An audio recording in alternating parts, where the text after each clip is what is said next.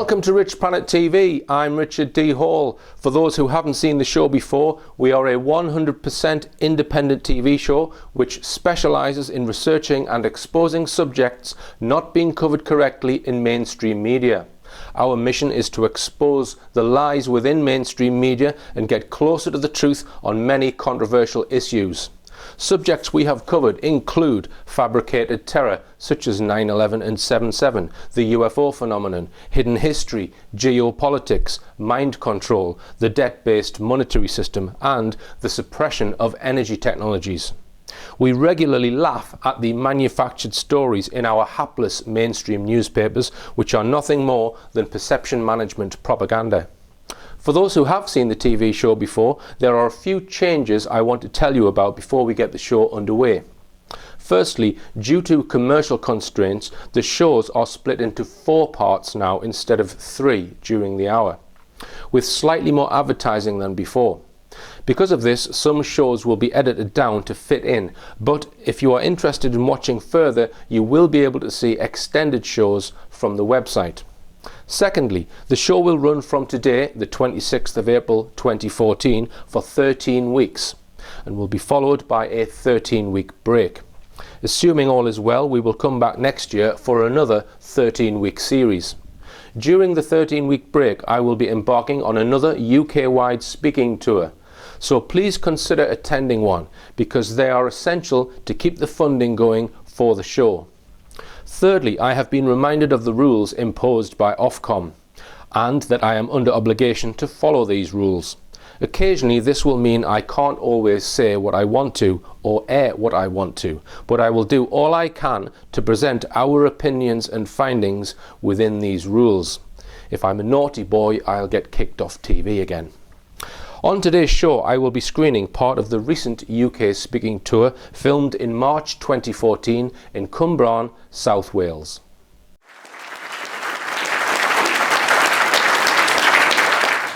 Okay, now you'll notice in the bottom left-hand corner of the screen are URL references. So there are over 150 hours of Richplanet TV programs which contain evidence to back up some of the claims in today's talk. I can't include all of that evidence in a 3-hour talk. So if you want further information on what I'm talking about, if you just jot the URL down in the bottom left hand corner, type that into your internet browser, you will get a TV show with bags of evidence to back up what I'm saying. Okay, so perfidious planet. What does perfidious mean? Well, it means treacherous or untrustworthy, skullduggerous and scheming. And I think there's a lot of perfidiousness going on behind the scenes on our planet at the moment, and I hope to expose a little bit of that in today's talk. I'm just going to start with this phrase from Mark Twain, who said, "It's easier to fool people than to convince them that they have been fooled." And this, I think, is how they get away with a lot of what I'm going to show you this evening. Because when you point things out to people about 9/11 or 7/7 or any of the other fake events that appear in our media and on our TV screens, people don't believe you.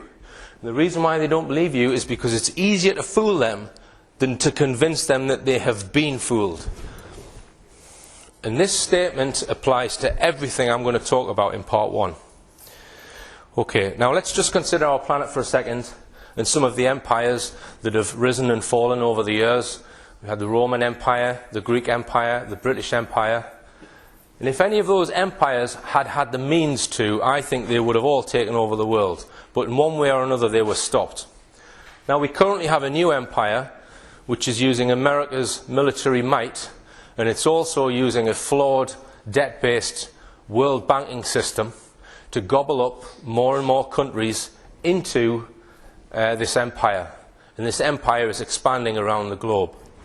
False flag terror is what it has used in order to help it progress and gobble up more countries. Now, if you want to find out the truth about 9/11, I recommend this book. This is Where Did the Towers Go? By former Professor of Engineering Mechanics, Dr. Judy Wood.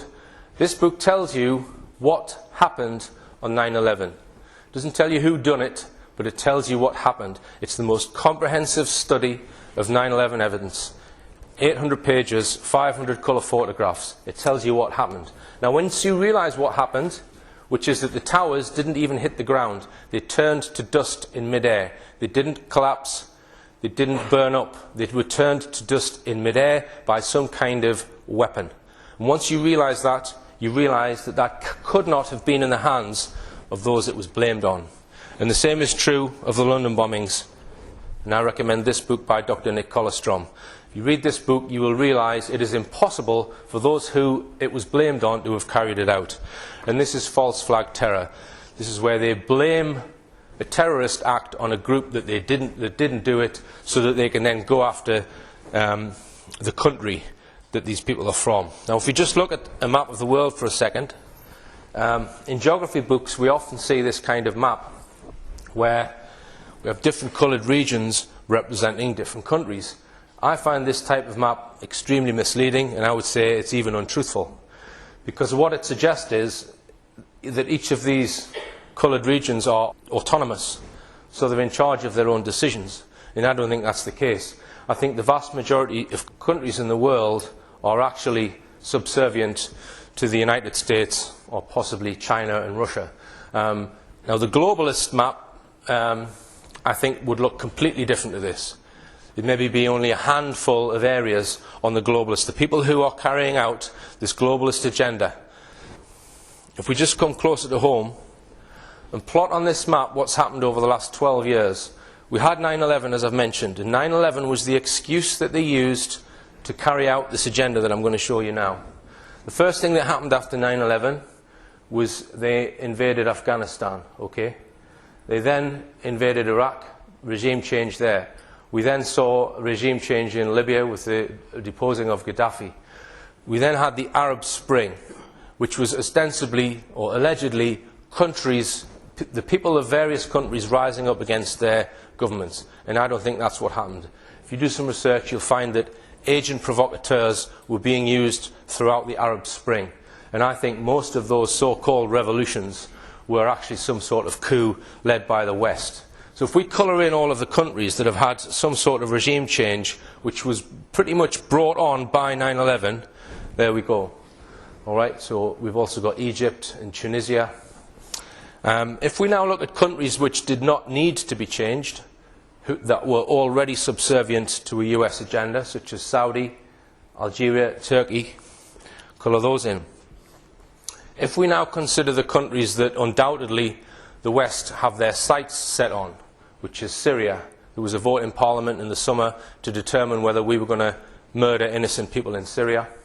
Iran, the rhetoric about Iran's alleged nuclear capability, and Pakistan have been firing missiles at Pakistan willy-nilly with these drone attacks. So these three countries undoubtedly are targeted, so we colour them in.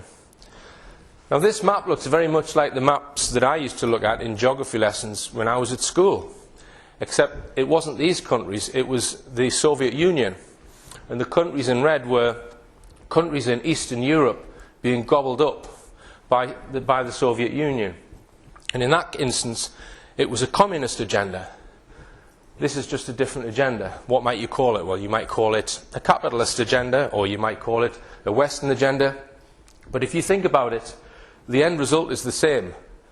It is a one-world dictatorship where the world's money is controlled by an elite, the world's military is controlled by an elite, and the world's resources are all controlled by one group. And I don't think that would be very democratic. If we look at the countries down here, we're seeing more and more alleged stories of terrorism in North Africa. So what they've done, they've just moved these supposed patsy terrorists into North Africa, because this is one of the areas that they're going to move into next.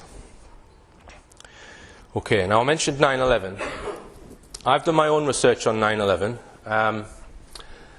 specifically with video evidence of what happened at the towers. Now, on that day, when the North Tower received its damage, there was really only one video camera captured the first alleged plane doing damage to the North Tower. And it wasn't particularly close up, so you didn't get a very good view of that. Because that happened, obviously a lot of people were then filming the towers. So we've got over 50 video clips of alleged Flight 175 doing damage to the South Tower. Now you would imagine, because you've got 50 people filming the same thing, there would be no doubt over what actually happened. There would be no doubt that an aeroplane hit a building and that caused it to collapse. Well, actually, there's massive doubt over what happened with Flight 175. I've got every single video clip on my computer in full definition, and I've analysed all of them. And I do not believe what happened, and I'm going to explain why. The first problem we have with Flight 175 is the speed of the alleged plane. Now, there are various ways you can determine the speed of Flight 175. This data was put out onto the internet after 9/11, and it shows Flight 175 radar returns from the military RADARS system. You've got geographical coordinates here of longitude and latitude, and you've got the times, which is every 12 seconds. So you're getting the radar return, a blip on the radar every 12 seconds. So if you've got the position at 2 points, 12 seconds apart, you can work out the speed. You can also look up the speed from this document. This is a government document which was produced in 2002 by Daniel R. Bauer. This graph here shows the speed of Flight 175, and the point there is 510 knots, which translates to just over 580 miles per hour. If you don't trust official sources and you want to determine the speed of Flight 175 yourself, you can, which I have done. I built a three-dimensional model of the entire World Trade Center complex and the surrounding areas, and I was able to then overlay the video evidence on top of that 3D model. And from the model, I was able to determine that whatever this object is here, as its nose passes this red line, it is 2.97 seconds from the surface of the towers, and that is measured in the 3D model as 2,540 feet. That comes out at a speed of 583 miles an hour. So the point I'm making is that the official speed is round about 583 miles an hour, and I've independently checked that. So everyone agrees on that. Everyone agrees on the speed of Flight 175 as it's approaching the towers. That speed is impossible for a 767 to travel at low altitude.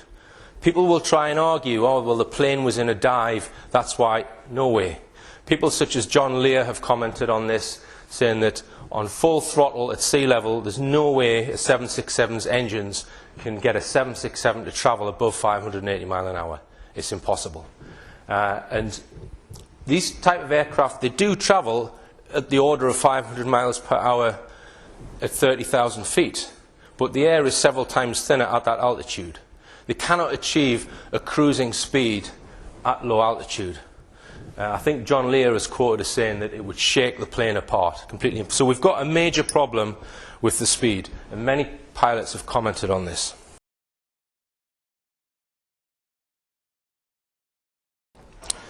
And this is a graphic from my 3D model which shows you that the alleged plane, this is the official radar path, was not in a dive, it's in a descent.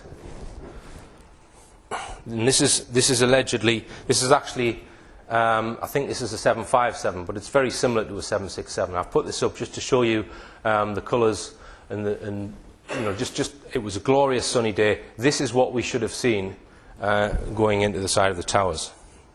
Now, if we just look inside a 767's wing for a moment, it's made up of extremely thin ribs and spars. It's essentially fresh air. We've got a very thin aluminium skin over the top of that, the order of 1/10 of an inch thick. Now, these wings, they do store fuel in them, but fuel, or aircraft fuel, it has no tensile strength because it's a fluid, so it can't actually create any damage on a steel column. So obviously they need to be like this in order for the plane to be able to get off the ground. And now this is what these objects were impacting into. The left-hand photograph here is of the World Trade Center towers under construction.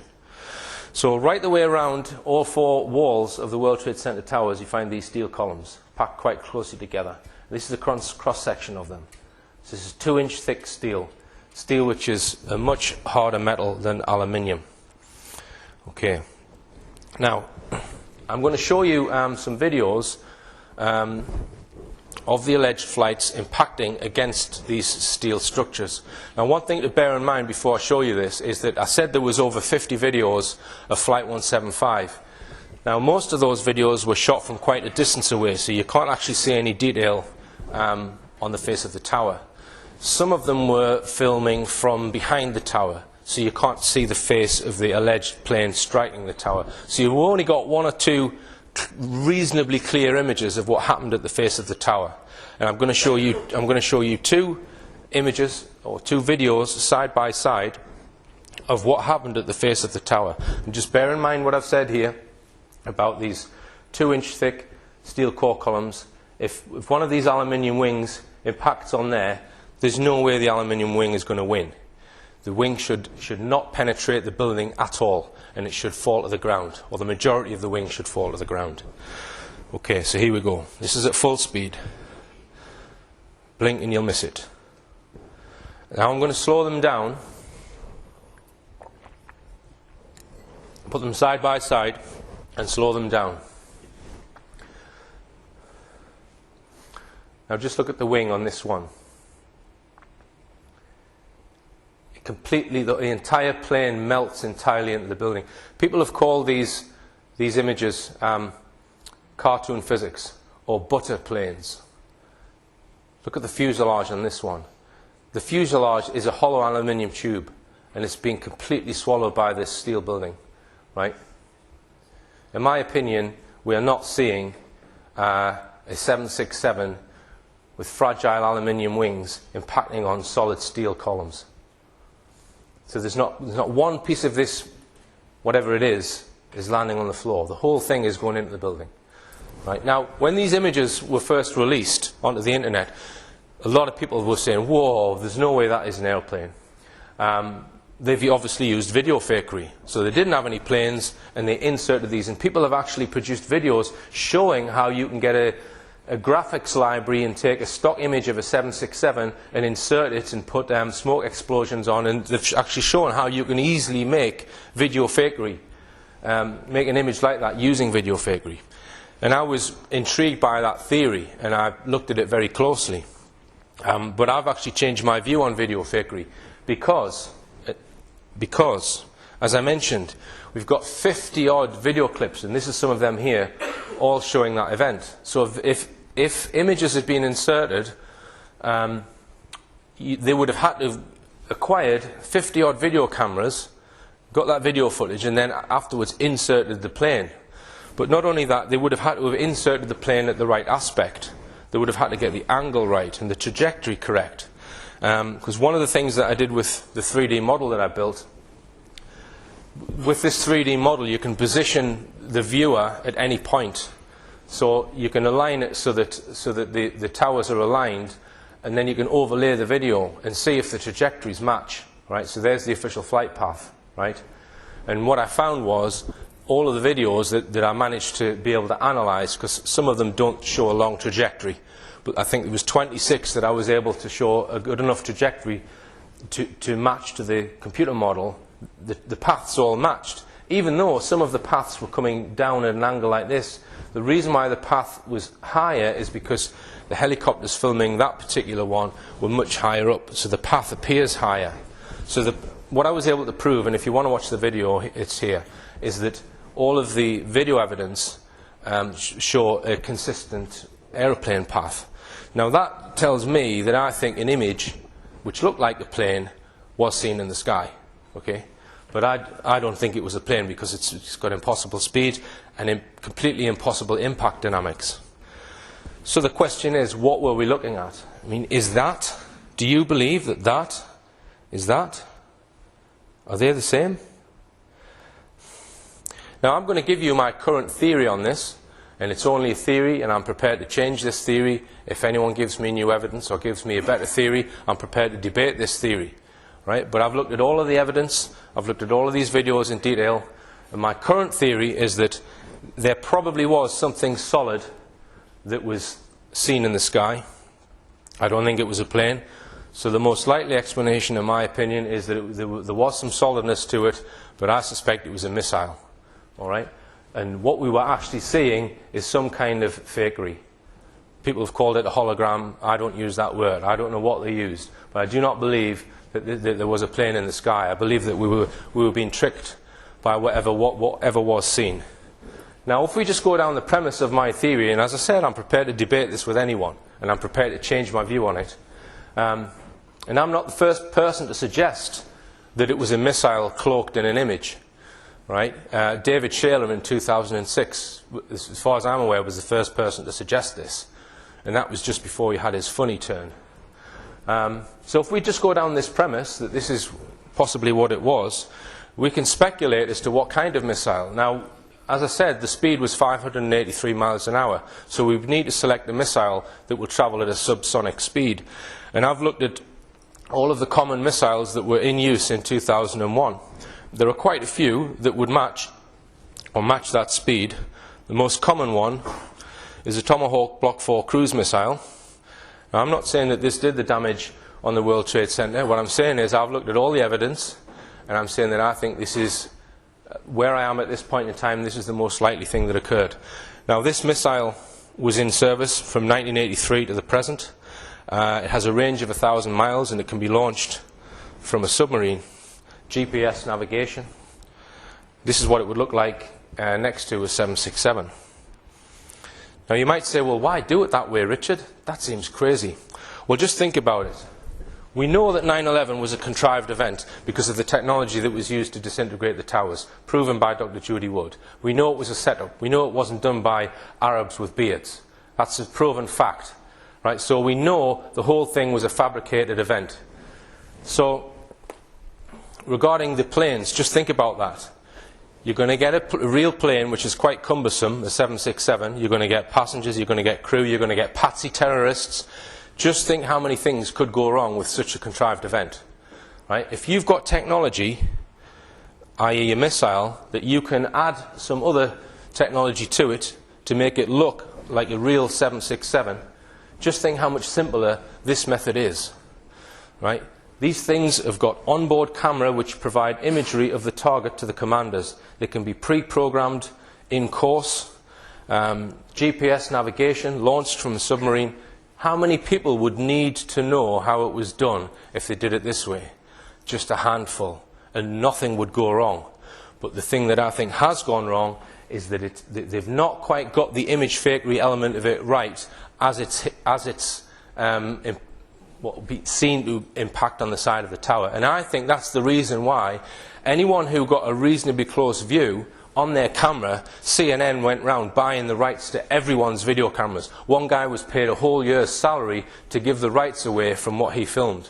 And I think what they were doing there is they were checking to see if their illusion was okay. Okay. As I say, I'm prepared to debate that with anyone. Okay, let's just look at our map again and come a bit closer to home. Because I mentioned the London bombings. And this is Dr. Nick Collestrom's book, which we've got for sale this evening. This is Dr. Nick Collestrom here. Now, we did a program recently all about MPs' responses to my campaign called Tell Your MP About 7/7. Because I've been asking Richplanet viewers to print out some documents and take them to their MP to enlighten them to the truth about the London bombings. Okay? So we've had round about 100 people who've taken these documents to their MPs. And we've started getting quite a few MPs' responses. Some MPs, they just don't want to know. Whereas other MPs, they are reading the documents and they are very interested in them. So what I've done is I've created a list of all of the MPs that I think are a bit more sympathetic to the information or sympathetic to the truth. And what I've done is I've sent that list to all of the MPs on that list. Because I'm trying to create a group within Parliament. I'm trying to get MPs talking about this. And one of the MPs on that list emailed me and said that they would contact the other MPs and start talking about this. Start talking about the compelling evidence that 7/7 was an orchestrated inside job.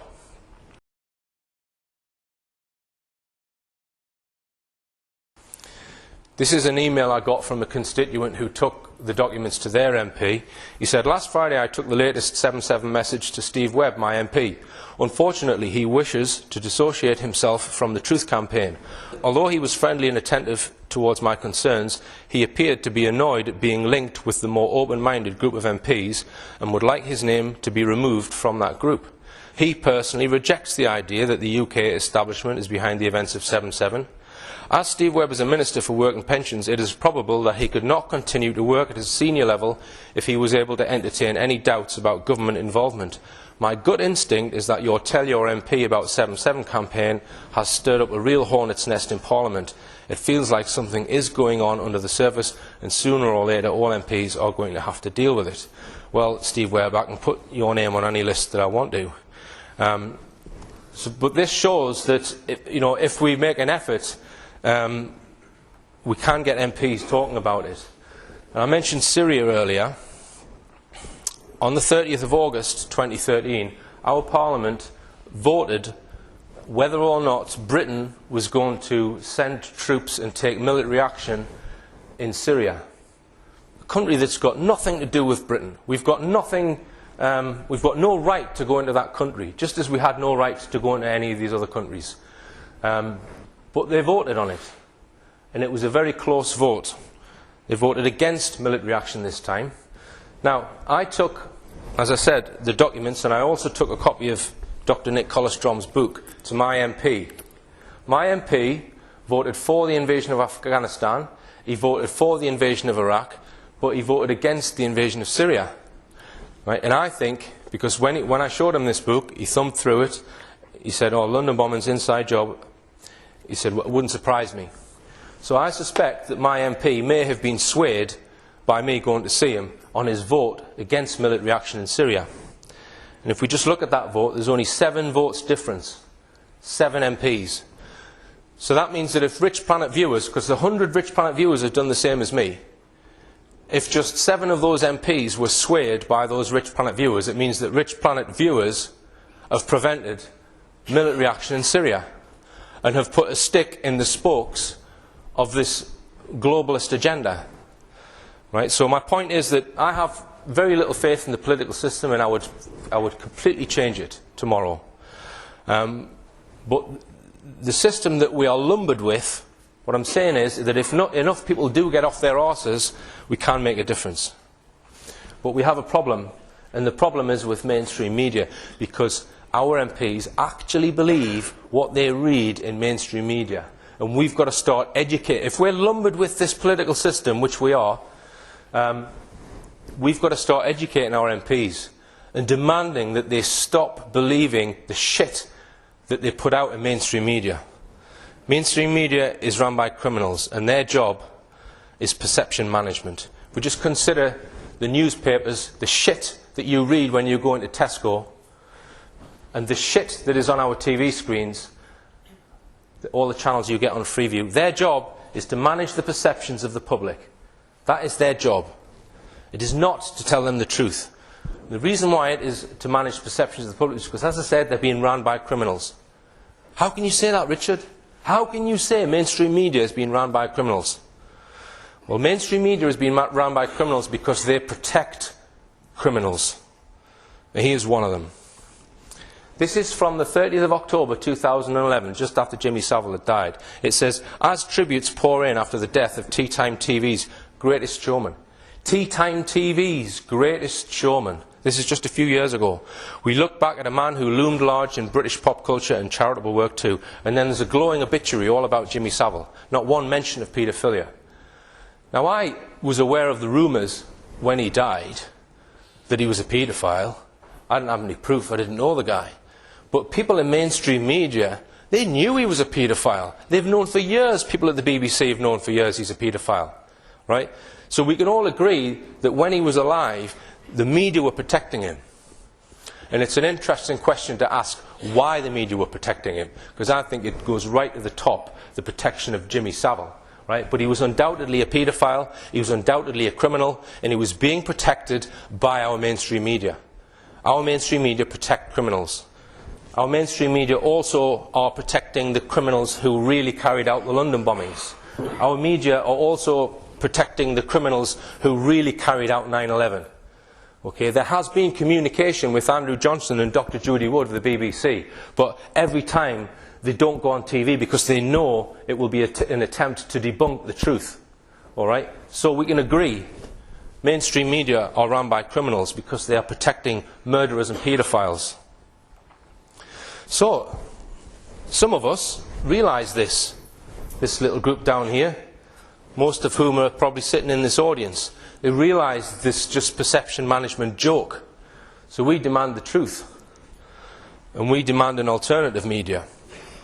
Now, wouldn't you think that these criminals, because these criminals are pretty clever, right, would also want to control the truth movement and the alternative media?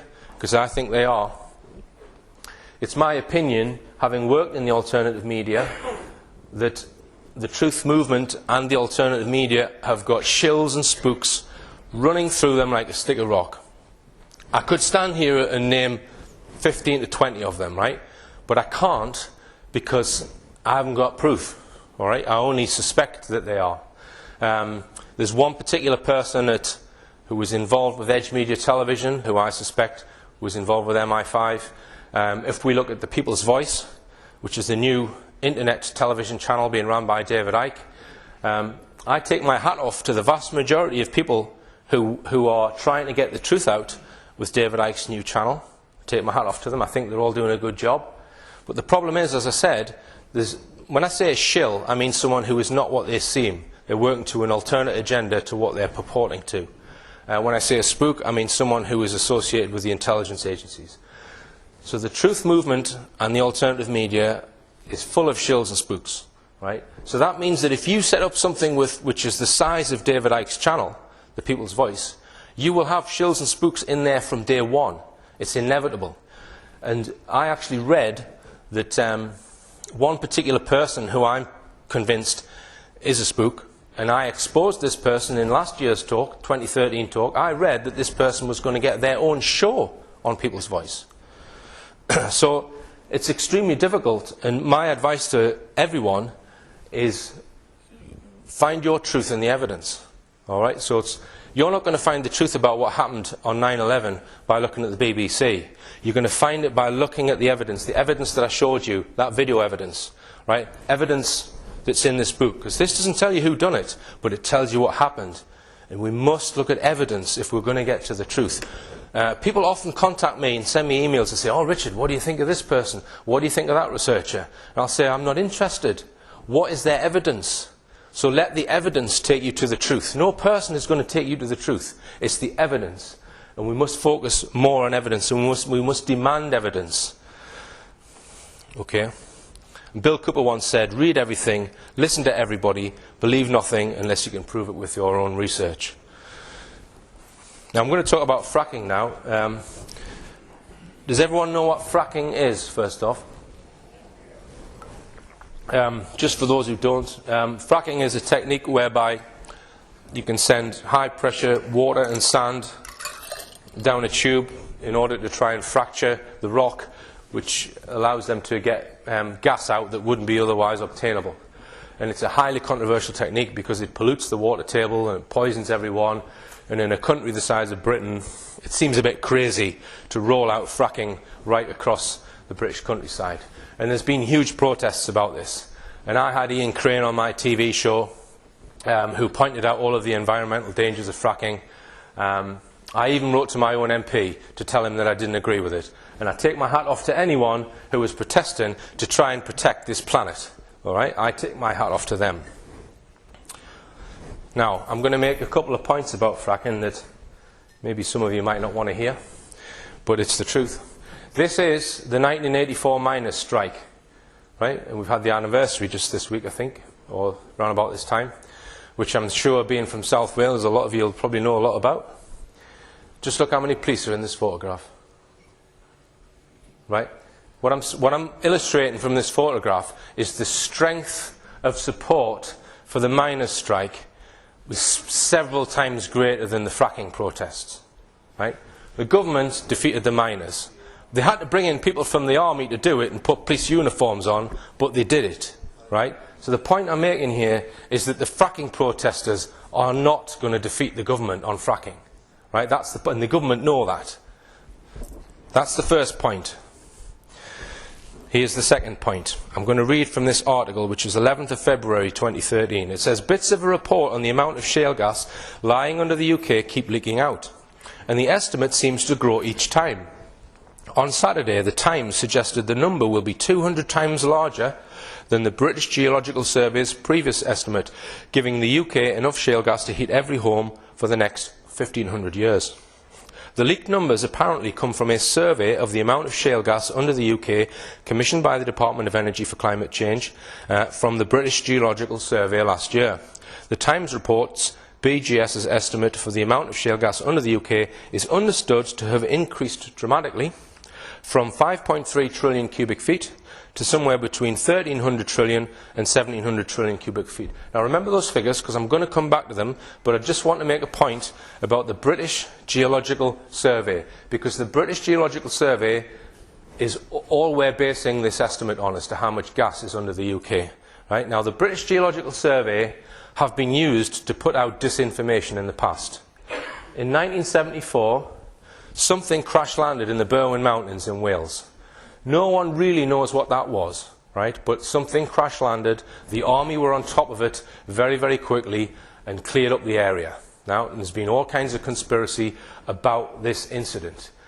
Now, because all of the local people from Llandrithlo and Bala and all the surrounding areas felt this massive earth tremor, right? They had to concoct a story to satisfy the public as to what happened there. And they got the British Geological Survey to write phony reports saying that there'd been an earthquake when there hadn't been an earthquake. And if you don't believe that, go and see my film at that link. All right? I had a PhD geologist look at the British Geological Survey's reports that there was an earthquake in the Berwyns in 1974. And he said, Richard, there's no evidence here to suggest there's been an earthquake. They wrote that report because there was a huge cover-up on whatever landed. Now, I don't know if what landed was terrestrial or extraterrestrial. I do not know what it was. But I know there was a cover-up on it. And I know the BGS, who've got some extremely dodgy people in them, were used to put out disinformation. I don't trust the BGS at all.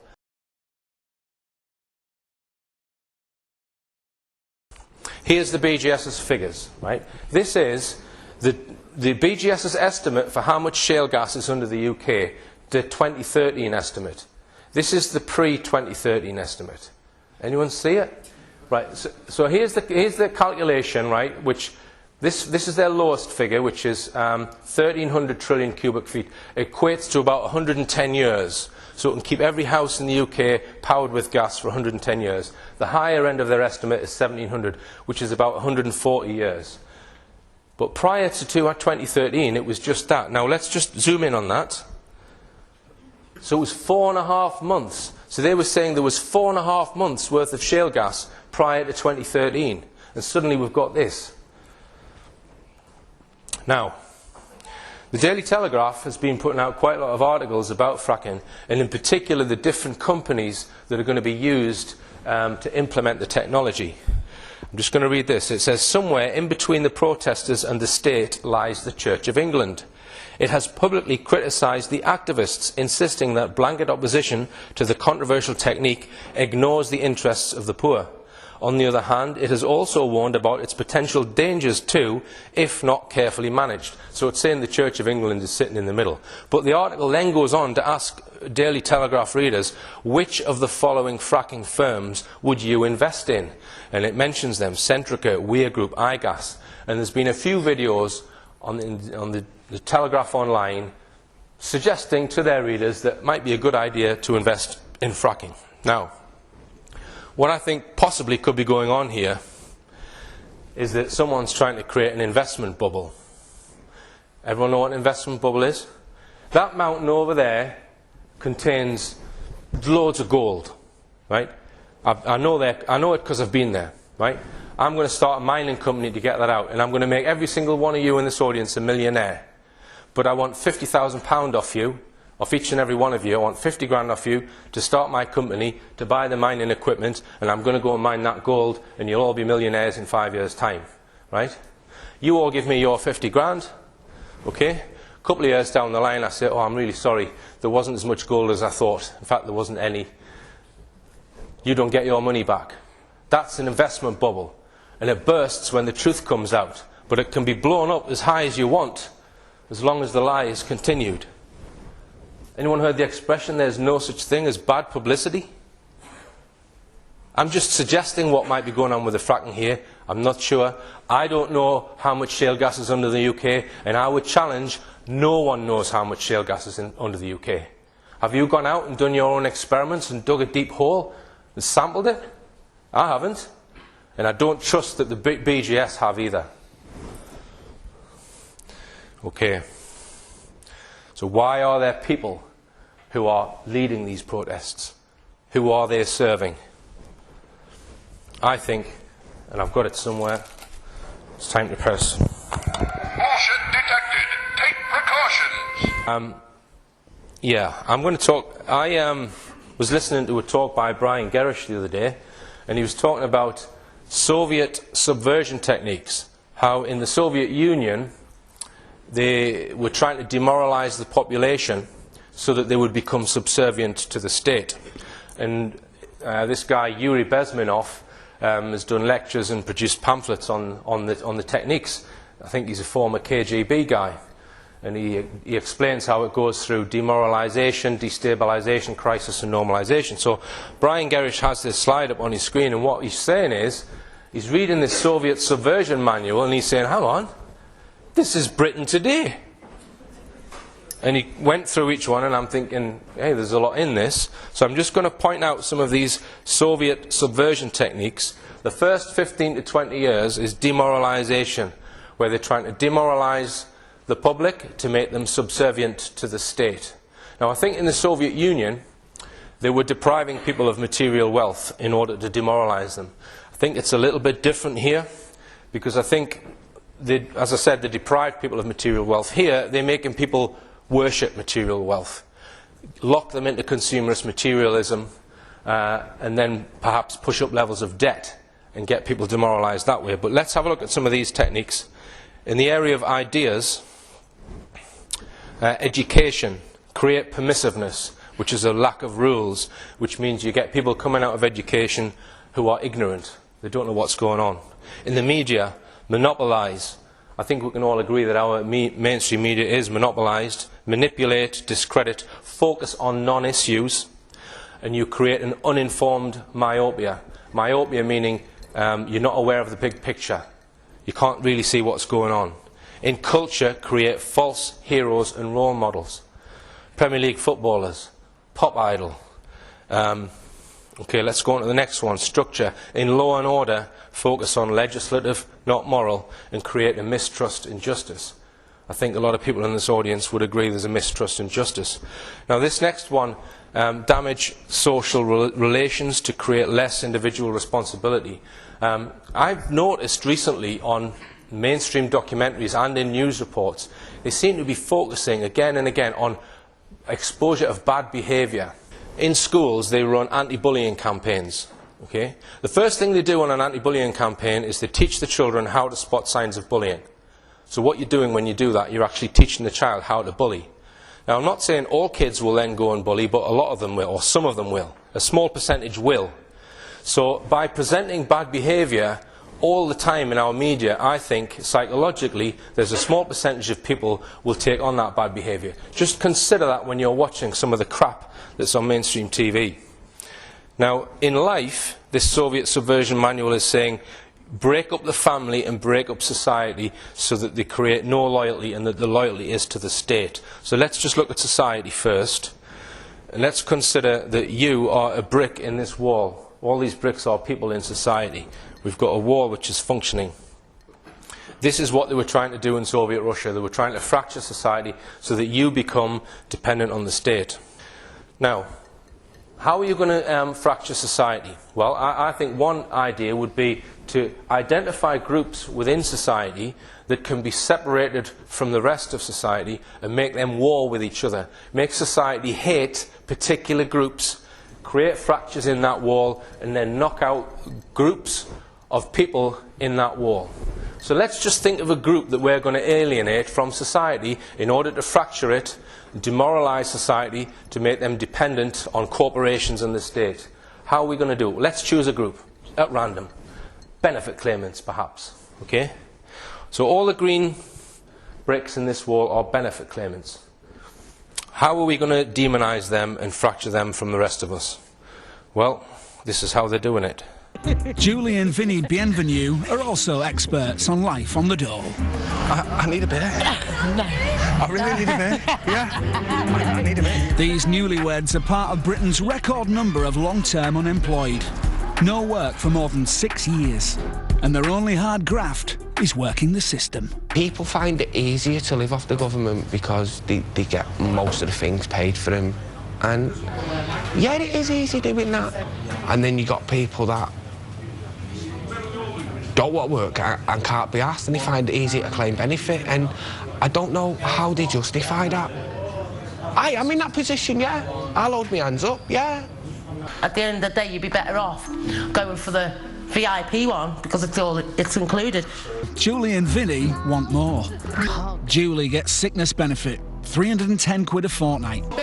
All of Vinny and Julie's 9 children are living on benefits. They're the next welfare generation. Julie has to ring up the dole office to check just how much cash they've got coming in. But can you possibly tell me how much will be going into my bank, please? And with unexpected cash in the bank, it's time to spend. Hopefully I can get me money out. But they spend more on fags and their TV package than they do on food and other basics. Housing benefit is one of the largest chunks of Britain's welfare bill. The cheeky twat. Vinny has secured the new home they wanted in the space of just a few days. Fucking lift up. I'll have a coffee. Julie hasn't had a job for 6 years. But the future's bright for Julie and Vinny in Liverpool. It's an arrangement that somehow gets them more benefits. And the cable TV man is back. So, spirits are high. Short of getting a job, life couldn't be rosier. Right, now there's been series after series of these type of programmes, and it's been covered in mainstream newspapers as well, demonising people on benefits. Now, if you don't think there's absolute manipulation going on in that programme, just have a look at this. This is the poster that Channel 5 used to try and recruit people for this series of documentaries. It says, Channel 5, what is life really like on benefits? Channel 5 is making a new documentary series looking at what life is really like when you are on benefits. Do you struggle to survive? Are there no jobs in your hometown? Do you think the system is generous enough? It doesn't say, are you on benefits and proud, which was the title of the programme. If they'd put that on this advert, no one would have taken part, because I don't believe anyone is on benefits and proud. All right? Absolute manipulation. No, that couple and all the other people who are taking part in these documentaries are being duped to take part. This is Soviet subversion techniques. Now, is it effective? Well, I think it is effective. I was in a hairdresser's the other day, and they'd watched such a programme, and they were spitting poison at these people. All right? And the other hairdresser who hadn't seen the series couldn't get home to go and wait to get home to go and watch it. You go on Channel 5's website and just look at the comments from people who have watched that documentary, spitting poison at these people. And just look at this Sun headline from a week ago. It says, benefits made me 23 stone. Warning, this story will make your blood boil. This is Soviet subversion techniques on the front page of Great Britain's best-selling newspaper. Anyone need any spare toilet paper?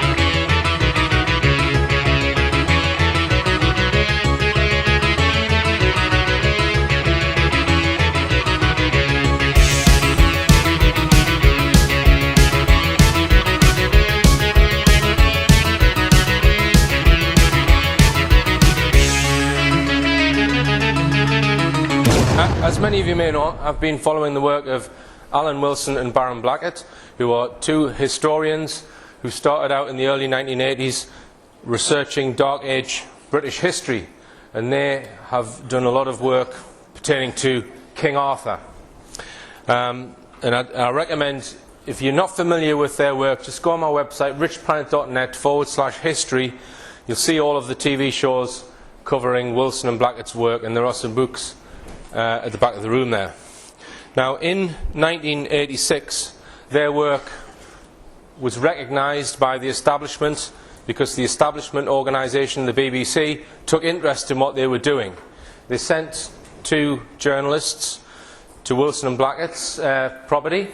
They looked at the evidence that they had, evidence that King Arthur was a South Wales king, king of Glamorgan and Gwent, with principalities in North, East and West Wales, his kingdom probably extending into England. They were very interested in that, and they, as I say, they came to look at their evidence. Wilson and Blackett showed them various stones, one at Ogmore Castle. They took them to various sites and they showed them documents which they say prove that King Arthur was a South Wales king who died in 579 AD. So I'm going to show you a clip. This is the BBC 6 o'clock news in 1986. The time is 6:16.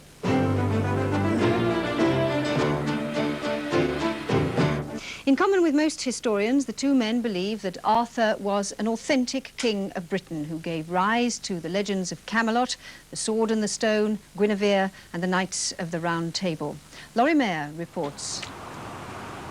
The apparent proof that King Arthur was man, not myth, is kept at the bottom of a garden in Cardiff. This ancient sword-shaped stone inscribed Rex Artorius, King Arthur, comes from what's claimed to be the legendary king's last resting place. The stone is said to have arrived by boat up the Owenny River near Bridgend 1400 years ago.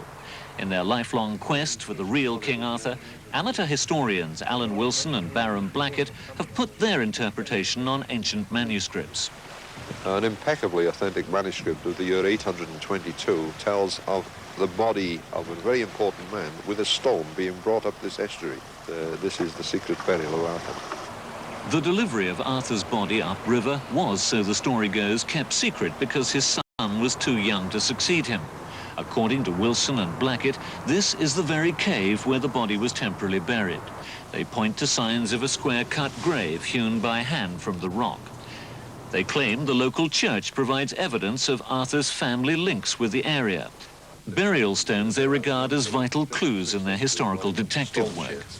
And this is the stone of Paul, son of Myrick, a brother of King Arthur. At Ogmore Castle, just down the road, they cite another stone actually naming a King Arthmail, which they translate as Arthur. Wilson and Blackett have now filled several volumes with their exhaustive fieldwork and research, a mass of evidence from so many sources that even academics find it hard to contradict. This bleak hillside, 1,000 feet up, marks the end of their quest. In a church they describe as the Westminster Abbey of the Dark Ages. Wilson and Blackett claim it's cost them their homes, their jobs, and £100,000 to find this spot and say with confidence that here lies King Arthur. So they're not the only experts who claim that King Arthur was a South Wales king. We've got Professor Morgan of Cardiff University stating this on film, which has been screened on Richplanet, the author Chris Barber and various other experts.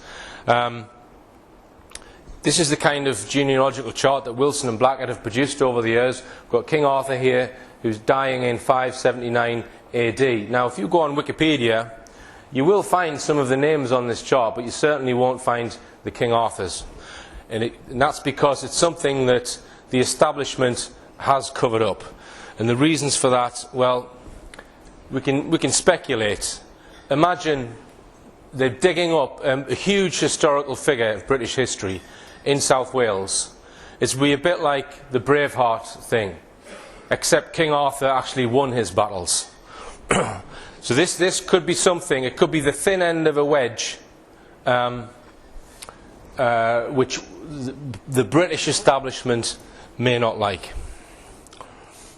Here's Alan Wilson at work at his house, and you go in their house, it's just full of ancient documents and evidence. And the difference between Wilson and Blackett and university historians is that they don't have students to teach. They can set their own agenda and go off and find new evidences, which not many historians do.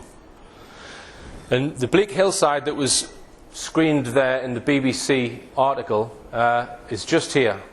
It's just northeast of Bridgend. It's probably about 25 miles from where we are now as the crow flies in Glamorgan. And it's a place called St. Peter's Supermontum, and this is the church here.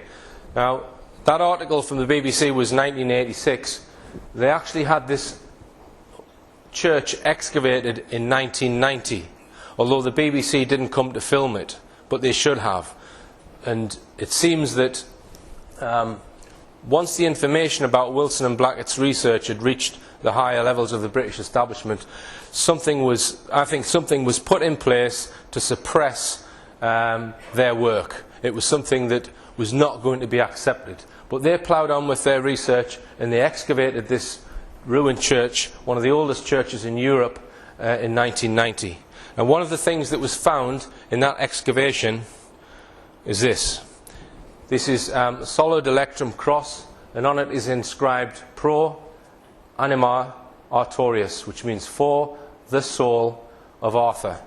Now, I don't think you're going to get much more concrete evidence than that, other than actually finding his body of King Arthur being a South Wales king. This is a close-up. This is possibly Arthur on his horse.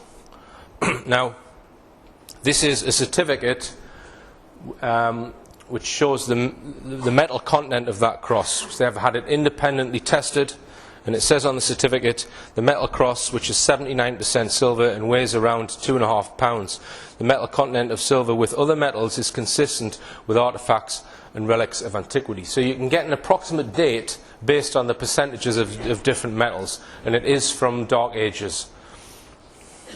Now, as I said, this evidence has been denied by the establishment cover-up. There's been more than one murder attempt of Wilson and Blackett, and if you don't believe that, just have a look on my website and watch all of the programmes which presents all of the evidence of the murder attempts, the smear attempts in the media. It's absolutely disgusting. Now, I asked Alan Wilson who actually excavated that cross, who found the cross, because I wanted to get independent evidence. I wanted, as I said in part 1, don't believe anything that you see or hear, go and find it out for yourself. So I wanted to ask and find the person who dug that cross up. Alan told me it was Richard Melbourne, but he'd been informed by a Welsh journalist that Richard Melbourne had passed away. So I then endeavoured to find Richard Melbourne's wife, just so that I could get some independent corroboration that yes, he did dig this cross up, and yes, she can remember when it happened. So I went to his house in Maesteg, knocked on the door. Who answers the door? Richard Melbourne. He's still alive. So I then ring Alan Wilson, and I give the phone to Richard Melbourne, and the two of them had an hour-long conversation reminiscing about the dig, you name it. So he was really pleased that his friend, because Wilson and Blackett now live in the northeast of England, they live in Newcastle. So Richard Melbourne then says to me, well, do you want to come up to the church and I'll actually show you where I found the cross? I said I'd love to. So I went up there. This was just about 3 or 4 weeks ago. That's me and Richard outside St. Peter's Church in Glamorgan. And he's pointing there exactly where he dug the cross up.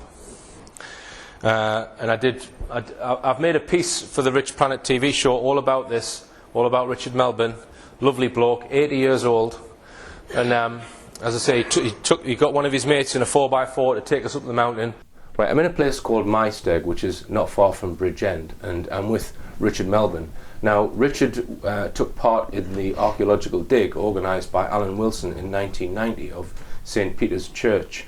Now, on that dig, there was an artefact found, which, and Richard was the person who actually dug the thing up. This was the Electrum cross. That's right. With Pro Anima Artorius written on it. So, can you just tell us first, Richard, how did you get involved with Alan Wilson, and what was it that got you onto the dig? Well, I was always interested in Welsh history, you know, and a mate of mine was a mate of Alan Wilson's.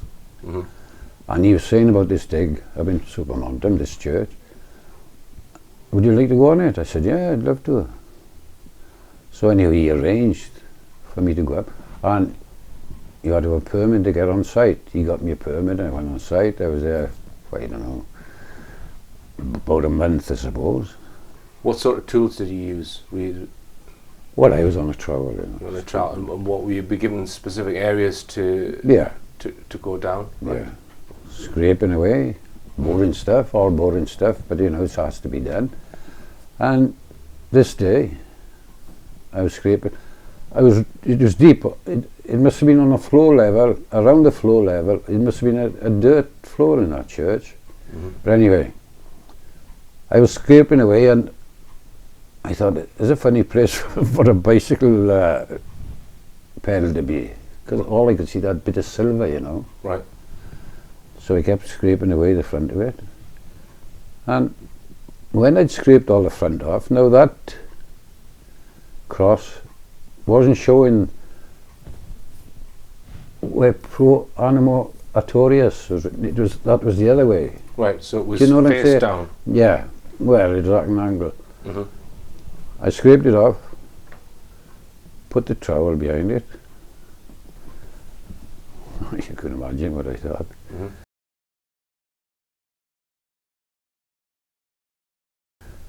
Yeah. On the digs. Right. Now, I didn't know the significance of pro animo artorius, Right. but I did know the significance of artorius, Right.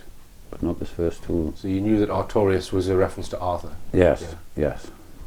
So anyway, So was it easy enough to read once you'd lifted it up? Could you yeah, read I that? had to clean it off. There was oxides on it and all that, you know. But the imprint of that cross was still there.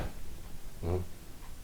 So, you know... After you'd taken it out of the ground? yeah, it had been there a long time, like, obviously, for it to be there, the imprint of it. Right. And I've got an aerial view of the church, Yeah. Richard. Would you just point out on there approximately where it's round about this point here? So inside the church, I guess this is another entrance here to the left. Yeah. So a little way in here. So how long did the dig last for? But the dig itself, I think, lasted about a month, 5 weeks, I suppose. Right. Yeah. Okay. All right, Richard. And how many people were involved in the dig on a day-to-day basis?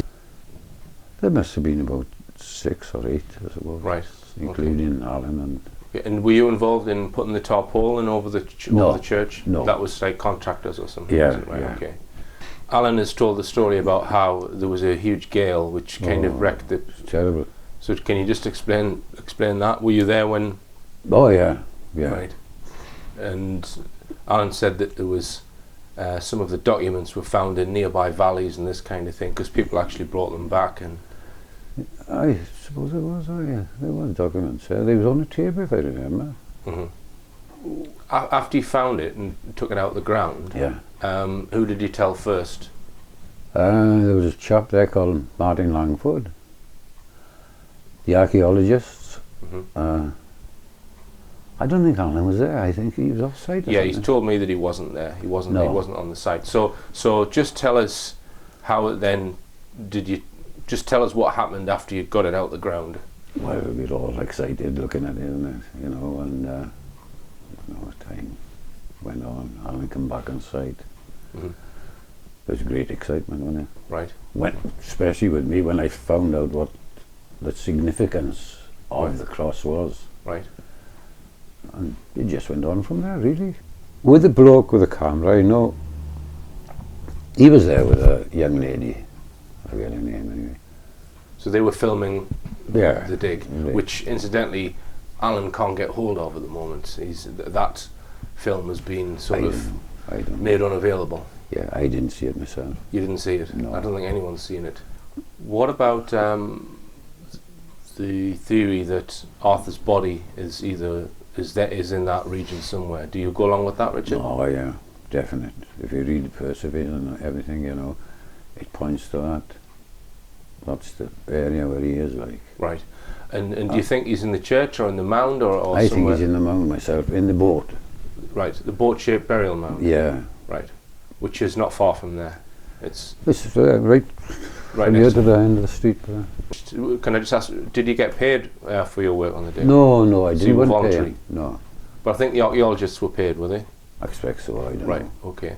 And did you have any involvement with Alan and Barham after that time? Oh yeah, yeah. When some chap, I forget his name, he's from my stig, he reckoned that that cross was planted there, you know, which it wasn't, definitely not. Right. Couldn't have been, impossible for it to be. Yeah. Because and I know the imprint of that cross was in that earth. Mm-hmm. Now that couldn't happen if it was planted there. Yeah. I mean, this is something which certain people have put out this information, and this guy from MySteg's obviously heard this from someone who's maybe trying to cast aspersions on it. Well, the inference was I would have been involved in a scam like which I wasn't. Mm-hmm. I found the cross. I know what happened. Mm-hmm. You know, it was there. Mm-hmm. For anybody to say that that cross was planted there would have to be there and see, and even if they was there and seen, they wouldn't have made that statement. Yeah, yeah. You know, because oxides, they can't put oxides on it, can they? Yeah, you know? yeah. You get it off stone and earth and all that. But they were. Was there anything else of interest found on that site? Not really. Because I understand there were some human remains there? Oh yeah, a lot. Right, okay, so this was from graves that were... Yeah, well, on a higher level, like, you know. Right. We went down past them. But it was all treated with respect, like, and that. After the dig had finished, were you not frustrated that you couldn't dig down further and see if there was more artefacts? Do you think there might have been something, more things there? I don't know. I don't know. Would you like to see an excavation of the mound? Oh yeah. Yeah, definite. Right. There's something of importance there for that church to be there, because that church was put there to honour whoever's in that mound, I think. Right. Who that is, I don't know. Right. It could be the King Arthur. King Arthur, could be. Right.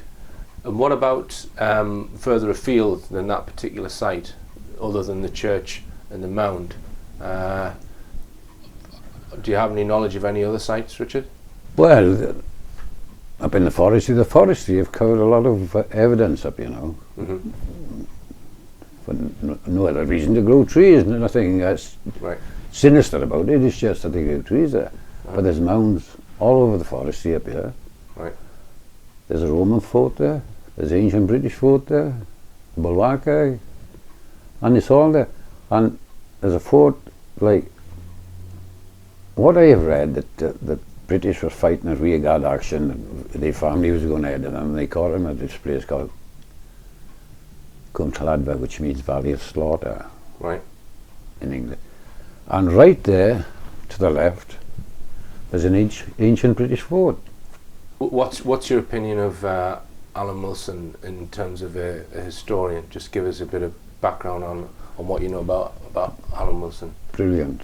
Mm-hmm. Absolutely brilliant. And he's got a mind like a computer. Yeah, so you ask him anything. And he'll back up everything he says, mate. Yeah. Where you can check. They've had quite a lot of problems over the years in trying to get their work recognised. What's your opinion of that? Have you got an opinion on why it's not being accepted? Well, I think it's the English establishment, to be honest, historians and all that. And they won't sit down with Alan and discuss history. Mm-hmm. They won't. As he said, would you get in the ring with Mike Tyson? I've seen him on that. And he was right. Why don't they sit down and talk about it? Yeah. Because he'd lose them.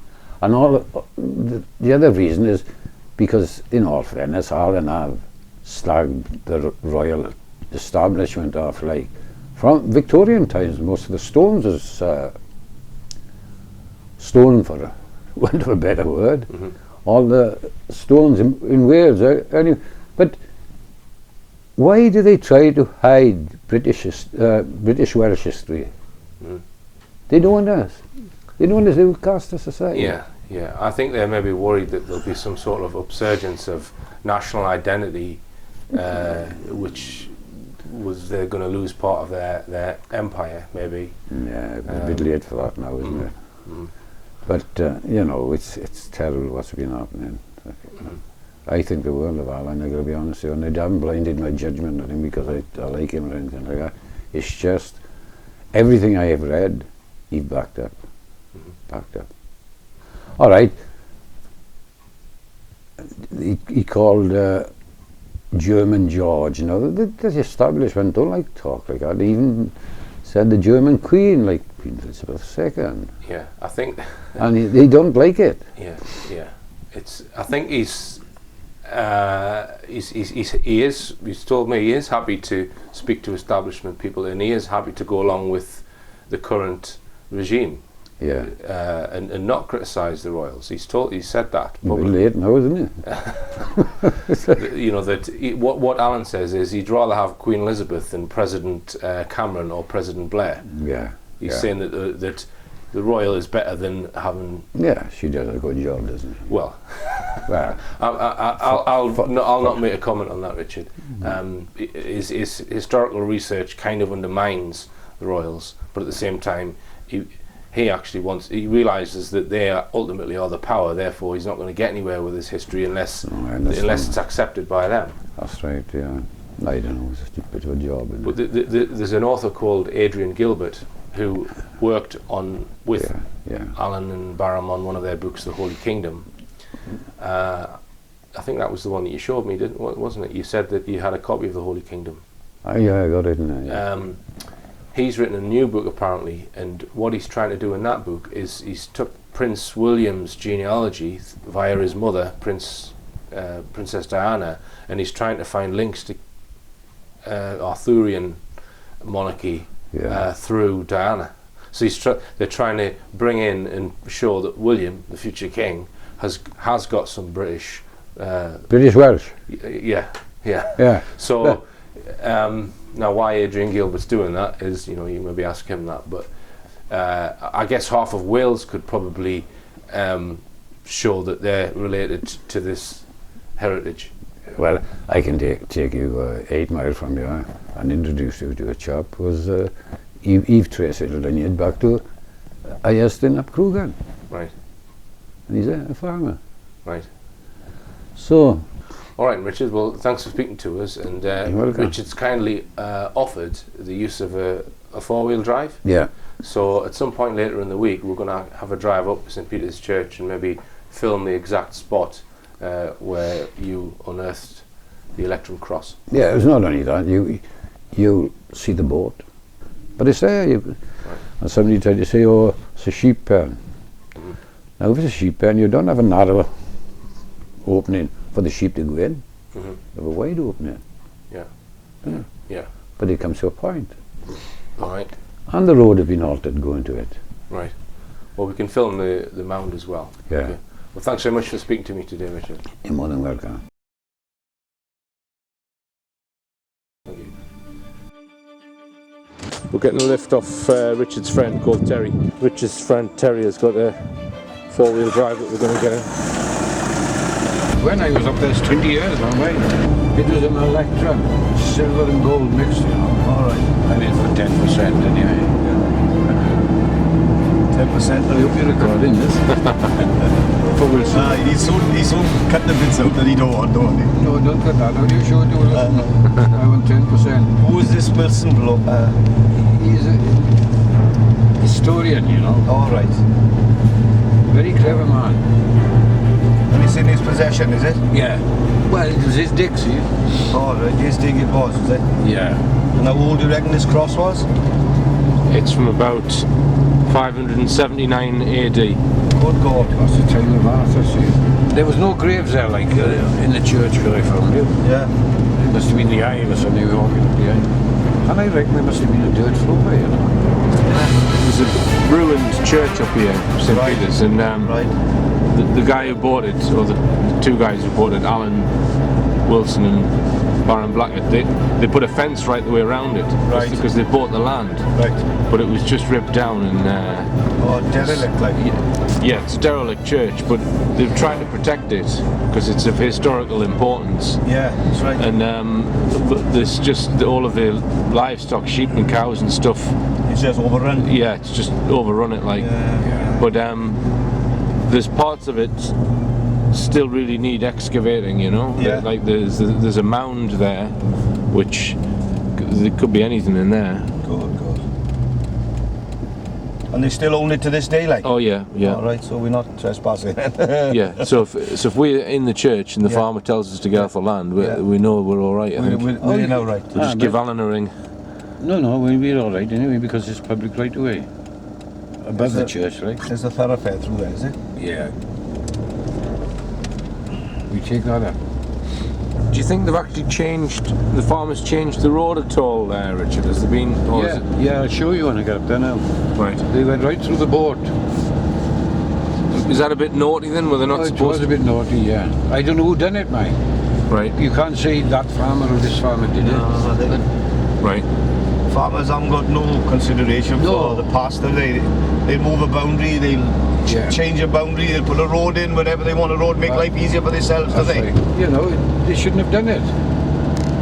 Because the road used to go round the boat. Yeah. But now it's cutting. Go through it?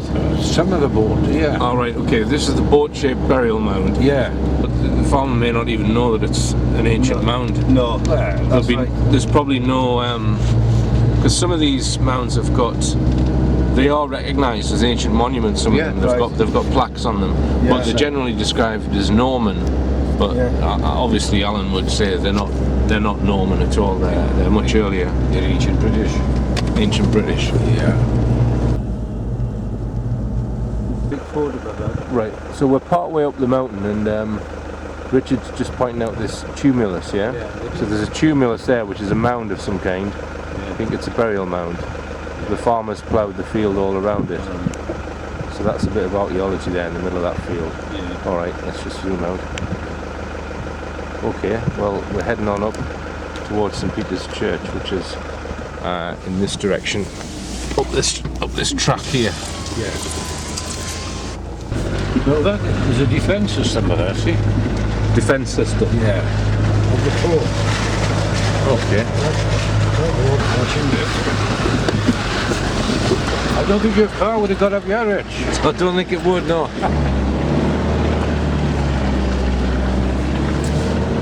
Well done. I'll tell you what's near the church, or not far, is some pylons. High voltage. There's pylons, high voltage down below us, straight in front of us. Or is it looking too wet over there? I don't know. I think the church is just over the brow there. What do you reckon that is then, Richard, that thing in the ground there? You got an idea? You'd need to excavate it.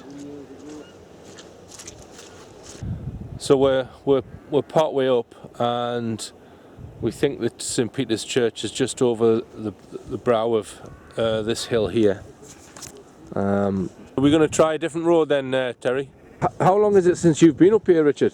20 years since we did the 20 odd years since you did the dig. You've not been up here since you did the dig? No. Oh yes, I took my wife up there one day. We walked.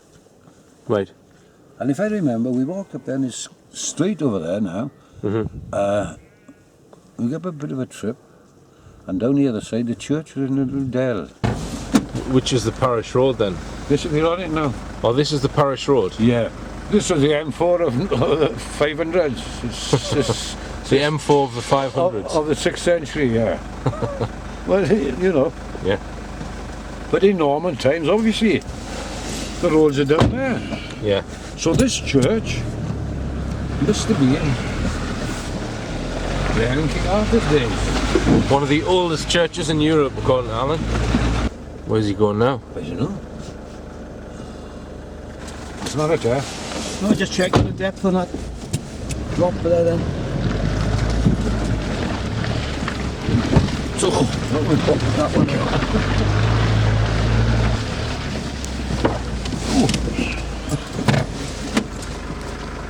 He's a good driver, mind you. Yeah. So Terry keeps getting out to check the depth of them. To check. Oh, yeah, all right. Once you get up there, you'll be all right. Don't worry.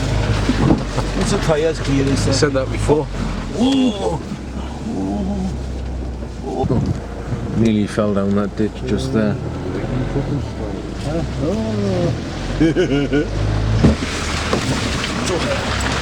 More sensible road up ahead, yeah? Yeah. Ah, that's more like it. So straight through there? Yeah. Okay. Ah, it's going the wrong way. So could we have come up on this road in the first place, Rich? Yes, most probably, yeah.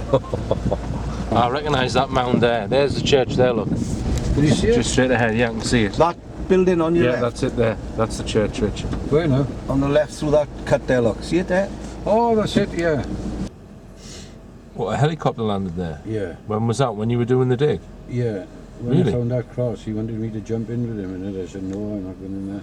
I never heard that part of the story, Richard. Tell us that again. So, the bloke that was more or less financing it, he's not fully financing it and putting his weight behind it. He provided an helicopter, you know. all right. And he said to me when I found the cross, I don't know, everybody gets a moment of fame, like I suppose. Right. He said, have a ride up in the helicopter. I said, no. 2 days after it crashed, not too bad, like, but it. Right. And that was it. Right. But there it landed. On just the brow of that hill there, just to the right of the church. Yeah. So it landed here. All right. Right, so this road here that we've just come up on, that's actually going through the boat-shaped mound, right? Yeah. So where's the actual edge of the mound? Is that it? It's there, look, see it? Yeah. Yeah. That the raised part here. Yeah. You just go there. On there, look. All right, I've got it. I've got you now. So this is the edge of it here. Yeah. Right. So it's coming round. And there, then look, see it? yeah, Right on. the other side, and then. Right. Okay. So this is all part of the mound here. So this is the edge of it, yeah. Yeah.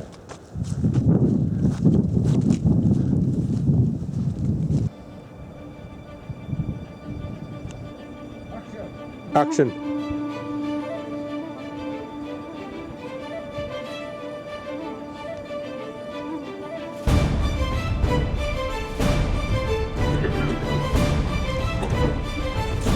So do you want to point out the approximate spot, Richard? Yeah. Okay. And do you remember which way you were facing when you were digging? You were facing that way? Yeah. Okay. Right. And which way was the cross orientated to the church? Was it? Yeah. Do you see what I mean? Getting like, and it was at a slight angle. Right. So the top of the cross was facing behind us. Yeah. Right. So it was facing east-west, I guess, and in the same orientation as the church. Yeah. Yeah. So you were. Which is the Christian line for churches, isn't it? Yeah. Yeah. Okay. When they were digging here, there was an overhang there. Right here. Still there, isn't An overhang. it? Yeah. And I remember it. I think it'd have collapsed, you know, since then. And there were features in the wall on the altar. Right. So where would the altar have been, Richard? Must have been there. Right. So this is the altar, where we stood now, or just in front of it. Yeah. Well, you know, you had the congregation here. So the congregation would have been in that side there.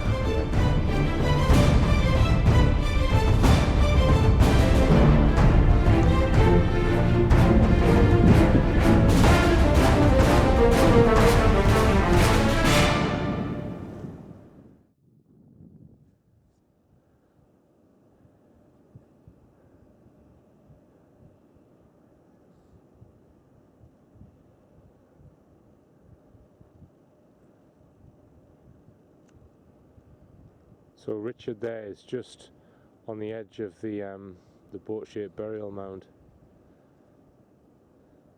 We'll get an aerial view of it from Google Earth. He's just standing on the edge.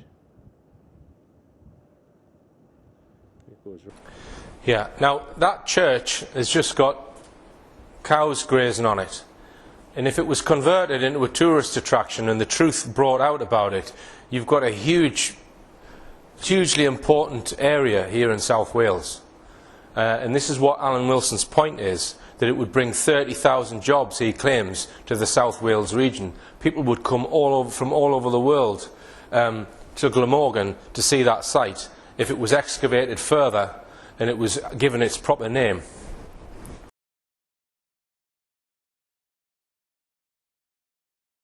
Now, one of the mounds that Wilson and Blackett have written about is a mound at a place called Unisabul, not far from here.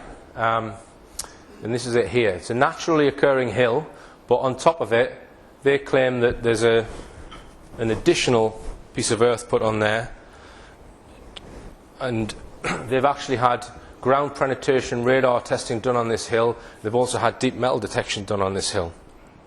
So this is a huge earth mound. So this is Alan in 2005 with the ground penetration radar equipment. Now, based on the tests that they did in 2005, they did deep metal detection, which I'm going to speak about in a second, and they did ground penetration radar testing, and also comparing this mound with other mounds that have got things inside them. This is what Wilson and Blackett claim is inside. Like I say, it's not far from here. He reckons there's an excavated chamber with 5 drainage shafts coming off the north side of the hill, and these keep this area dry, take all the water off. And he reckons there's an excavated tunnel into the side. This is a cross section of one of the drainage sumps, so they've got special stones in which prevent any sort of weeds growing around there, so that the sump can allow water to flow through it. This is a photograph of one of the sumps, which you used to be able to see on Google Earth. You can't see them anymore for some reason now. And now this is Alan Hassel, who did the metal detection for them in 2005. And again, don't believe anything anyone tells you. Try and find it out yourself. And I've interviewed Alan Hassel, who's an independent researcher. I should have recorded the telephone call, but I didn't. I spoke to him for about 2 hours, and this is from my notes of speaking to him. He said that he used a Pulse Star 2 metal detector. These metal detectors, they're a metre square. The coil is huge. You stand in the middle of the coil, you've got like a box of electronics.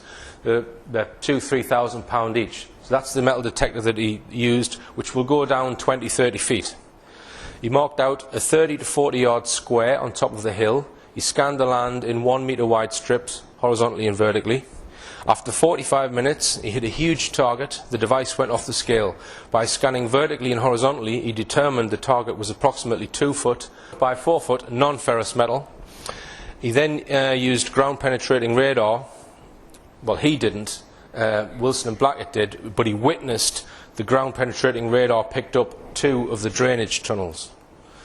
He also confirmed that the farmers didn't come to witness the find. Okay.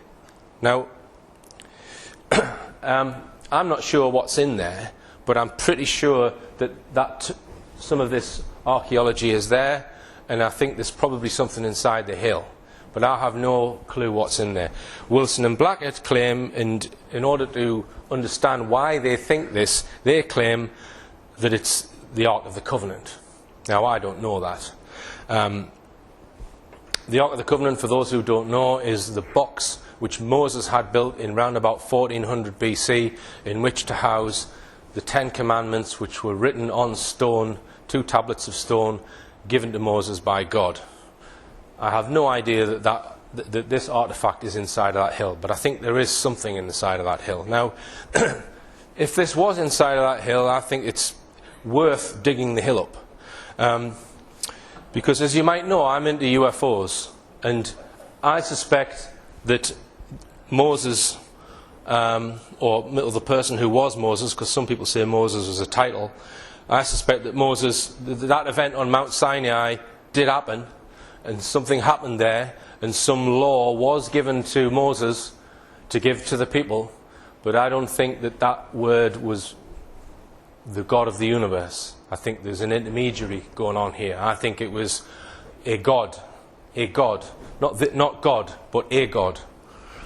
That's just my opinion. I don't want to offend anyone who is a Christian, right, or a Muslim, or a Jew, right? But just my opinion.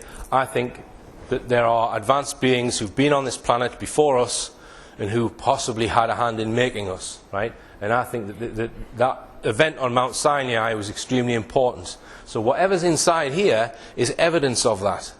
Who wouldn't want to see that?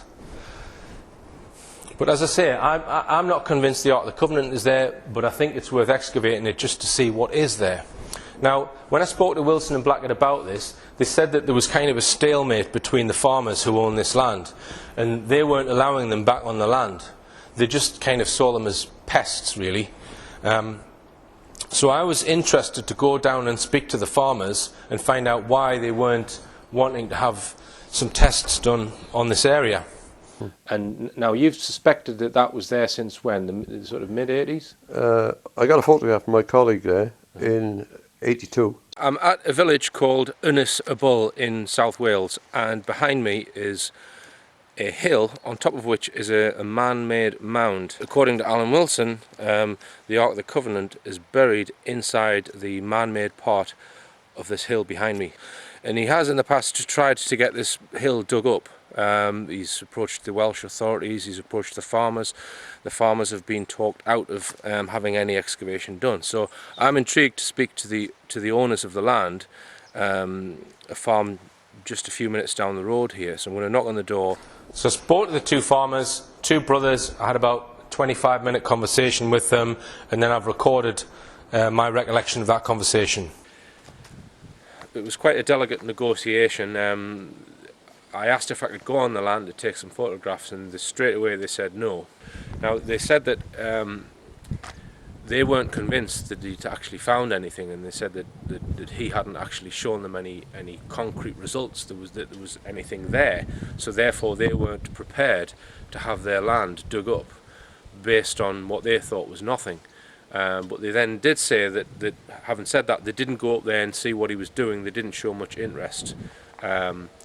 So I've persuaded them to at least have an independent person come on the land and do another test, and if they do find something there and they can demonstrate it to them, that they would possibly then consider having the land excavated. So that's October 2011. I managed to get a verbal agreement off them for me to get an independent person and do some more tests, and then possibly have some investigation done after that.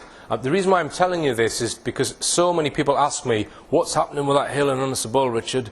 When are you going to dig it up? And I'm just illustrating to you that I have tried my best to help Wilson and Blackett with this. Okay? Now, so what I did, I put that verbal agreement in writing, and just to confirm what was agreed, that they were agreeing for me to get an independent person to come on their land.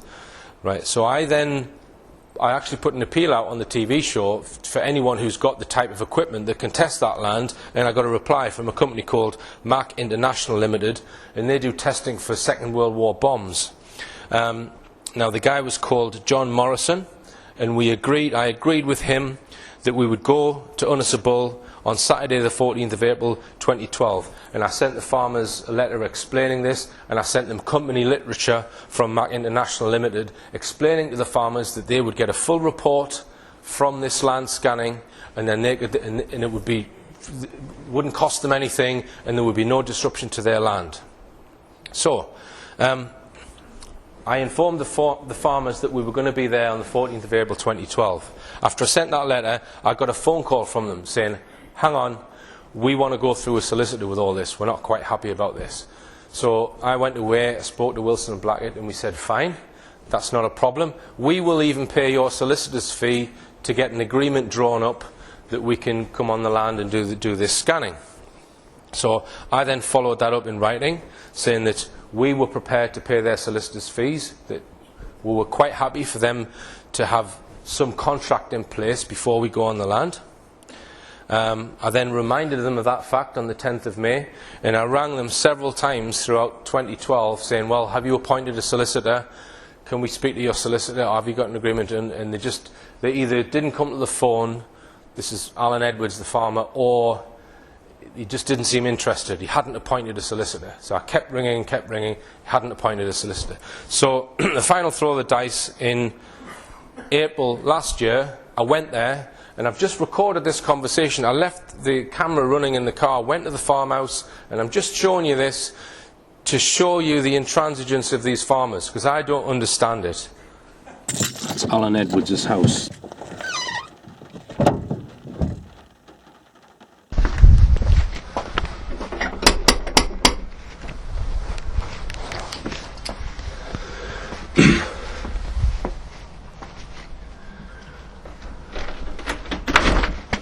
Hello, can I speak to Alan, please? Yeah. Who was it, sorry? My name's Richard Hall. I think you might know who I am. It's I was here about 18 months ago, just asking about the twin ECOG and possibly getting it metal detected and scanned.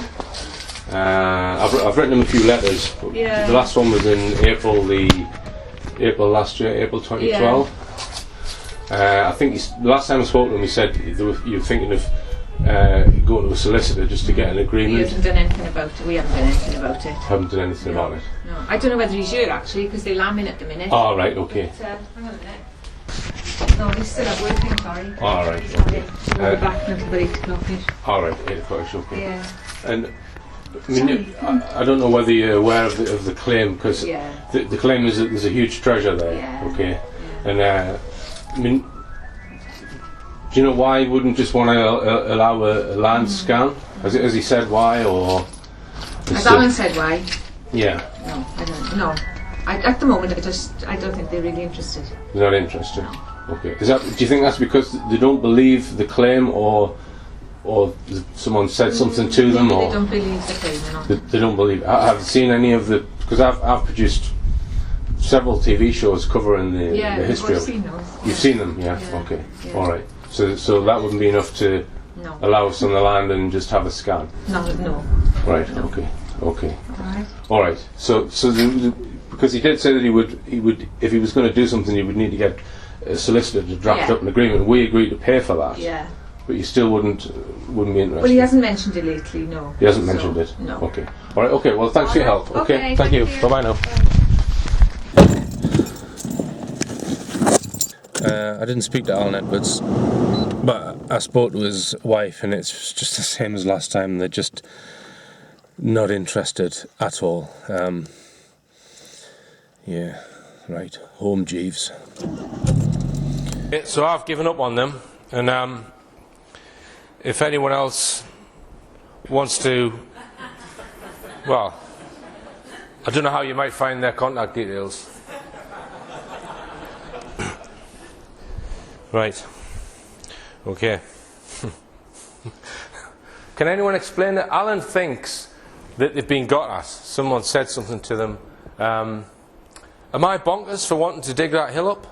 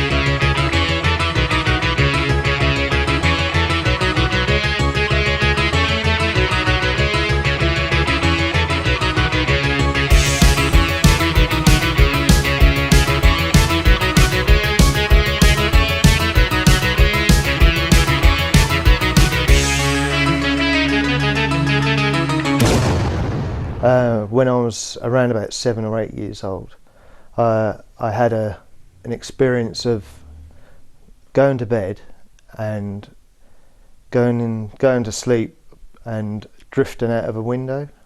Right. And from drifting out of the window, I was then in a stadium with two beings either side of me, and looking down on a football-sized pitch of white light, and in the centre of that football pitch was a ship with people coming on and off that ship. Right. How you managed to get out of the house? It was floating out of the window. Right. So was the window open, do you recall, or do you? No, it was closed. So do you feel you went through the window? Yeah. Right. Okay. And then, would you say that was you were in a dream state or in a conscious state? What? Reflecting on it, it was half dreaming and half realising that I felt floating. Right. So this experience was so vivid, you've remembered it for your whole life. It was a dream that has stayed with me and is as visual now as when I experienced it. Okay. Might you be able to describe these beings? No. Okay. I cannot. Yeah, all I can say is that they were either side of me, and they wanted me to look down Did you have any sense of where you were? Had you been taken away from your house? Yes, yeah, I'd been taken away from my house. This place was, I'd never experienced anything. Right. Tell me about your first conscious recollection in the morning. What happened then? My mum came into the room and I was on a windowsill, which is probably 4 or 5 feet, 4.5 feet tall. And I was on the window ledge hanging on to the window. Right. And my mum said, "What are you doing up there?" And right. I explained what I'd just, I'd experienced. So when you're clinging onto the window, are you saying that your feet were not on the actual... They were on the windowsill.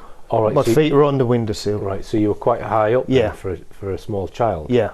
Right, and had you climbed onto that windowsill before, in previous to that? No. Right, so you're on the windowsill, which is 4.5 feet up, and your feet are on there as well, and your hands. So you're completely on the window. So was it a normal sort of 7-8 inch windowsill sort of thing, right? Yeah. And you so what were you like crouched down on it? The small top window was open, and I had my hand just outside holding on to the outside of the window on the frame. And did you feel that you'd been outside when you realised you were in this position on the windowsill? Or do you... No. Right, okay, so you weren't sure what had happened? No. And have you got any recollection of how you may have got on that windowsill then? No. No, none at all. Okay. It was only the disturbance of my mum walking into my bed, opening the door, walking into the bedroom, that I'd realised I was there. Right. Something else that you told me about, not long after that you noticed something. Just tell us about that. 2 or 3 days later, I was playing in my bedroom when I just... something in me just... I directly put my hand to my throat and felt this object in my throat. Right. Nothing... There was no mark there or anything, or it wasn't sore or anything, but it was just something in me that just went straight to it. Right. And I felt this sharp object within, under the skin. Now, any marks on the skin at the time at all? No. Nothing at None all? at all. Okay. And how long after this incident on the windowsill did you notice it? Would you say? I'd say 2 or 3 days 2 later. or 3 days. Okay, so you've obviously lived with it all your life, this tiny lump in your neck, which I've actually felt earlier on today. And so you must have an idea for the size and the shape and the consistency of it, whether it's hard or soft or pliable or whatever. I'd say it's triangular in shape. I can feel at least 3 points. And I'd say it's probably 2 millimeters from top to bottom, I'd say. Right, so you think it's like a piece of Dairy Lee cheese sort of thing, sort of shape? Yeah.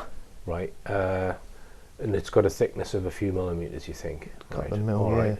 And do you have the feeling that it's what's its hardness like?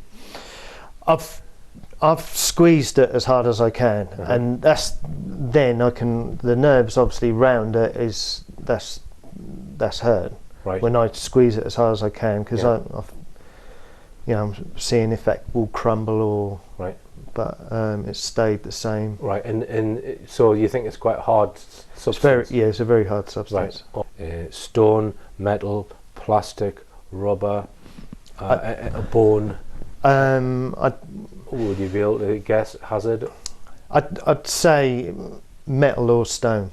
And now, do you have any sense of whether it's fixed or floating about of its own accord? It's fixed. You think it's fixed? It's fixed. So do you have a feeling that it's maybe attached? Yeah, I would imagine it's attached to... Okay. Now, next question is, have you ever had a medical examination or any... You've not? No, I've not. Okay, and no x-rays or anything like that? No. It would be quite interesting to do that. Do you describe this experience as a UFO experience then? Yeah. Have you done any research into it? Have you read anyone else's account who claim to have been taken through things? I read Whitley Strieber's book of Communion and how he could float, out the window, and regarding that as well, when I read Communion, I was living at Rendlesham, and my daughter, who was only about 3 years old then, came up to, well, tottered over to me as I was, and that book has got an embossed face of an alien on the front. Yeah. And she came up and pointed at the picture and said, "Daddy, he comes in my room at night," and that knocked me back, you know, for 6. Really? Yeah. So you would like it removed then? I would, yeah. Right. And do you think it's performing any function? Do you have a feel for that? In the last 4 or 5 years, come to the realisation, why have I got that? Right. You know, am I being tracked? Or Roger Lear, he reckons that they're information gathering devices. So in other words, maybe your mood, your heart rate, your physical state, your mental state, if that's connected to your central nervous system, could be sending that information elsewhere. We are currently seeking to help Mark have this object surgically removed and analysed. If anyone knows a good surgeon, please let us know. It might be something mundane, but if we don't examine it, we'll never know for sure. In the rest of today's show, I will be looking at lone gunman incidents which have occurred in the UK and pointing out that I don't think these events happened as they are portrayed in our docile mainstream media. Enjoy the rest of the show. All right, now, some of these incidents that we've had in the UK with Derek Bird, Thomas Hamilton, Michael Ryan, where people have gone into a town and shot people for no apparent reason, these also fracture society, or at least the communities where they occurred. Now, I've put a question mark on there because I actually don't think any of these guys were lone gunmen. And I would recommend this book for starters. This is it's Neil Sanders' book. You may have seen Neil Sanders on my TV show. It's called Your Thoughts Are Not Your Own. And this book spells out MK Ultra techniques, techniques of hypnosis, psychotronics, all of the different techniques that intelligence agencies have used to control people's minds and make them do things completely against their will. All right? And I suspect there's some of that being going on with these cases. Michael Ryan, people who witnessed Michael Ryan on his killing spree in 1987 said that he had a complete blank expression on his face. And his mother tried to stop him when he was halfway through his killing spree of killing 16 people, and he just shot his mother in cold blood. And then later on, after he'd barricaded himself into a school, he was expressing concern about his mother. It was as if he'd come out of a trance. Thomas Hamilton, this is the Dunblane Massacre. I recommend this book by Sandra Utley. This book will get you close to the truth about what happened in Dunblane. Hamilton allegedly killed 16 children and then a school teacher and then himself. Now, if you read this book and the evidence that it uncovers, you'll realise that Hamilton didn't kill himself, right? And once you understand that, you realise that his killer has never been named or uncovered, right? Now, you would have thought if someone had killed someone in the act of trying to kill children, they would have been made a hero, but we've never heard who that person is. So it's my opinion that Hamilton was in some way steered to do what he did, because Hamilton ran boys' clubs and he had a lot of videos and photographs of semi-naked boys that he was sharing with a lot of police officers in Central Scotland Police. And he was regularly writing letters to MPs and some of the chiefs of police in Central Scotland. So he had a lot of dirt on a lot of people. So it's possible that there are people who wanted to get rid of him. I think he was manipulated somehow. Maybe mind control, I don't know. But there's huge question marks over what happened at that school. And of course, we haven't got all of the records of what happened, because they actually, some of the evidence that was in the inquiry, there was a secrecy order put on it for 100 years. So there's a whole shelf of evidence that no one's seen that's been locked away for 100 years. And that includes some of the autopsy reports.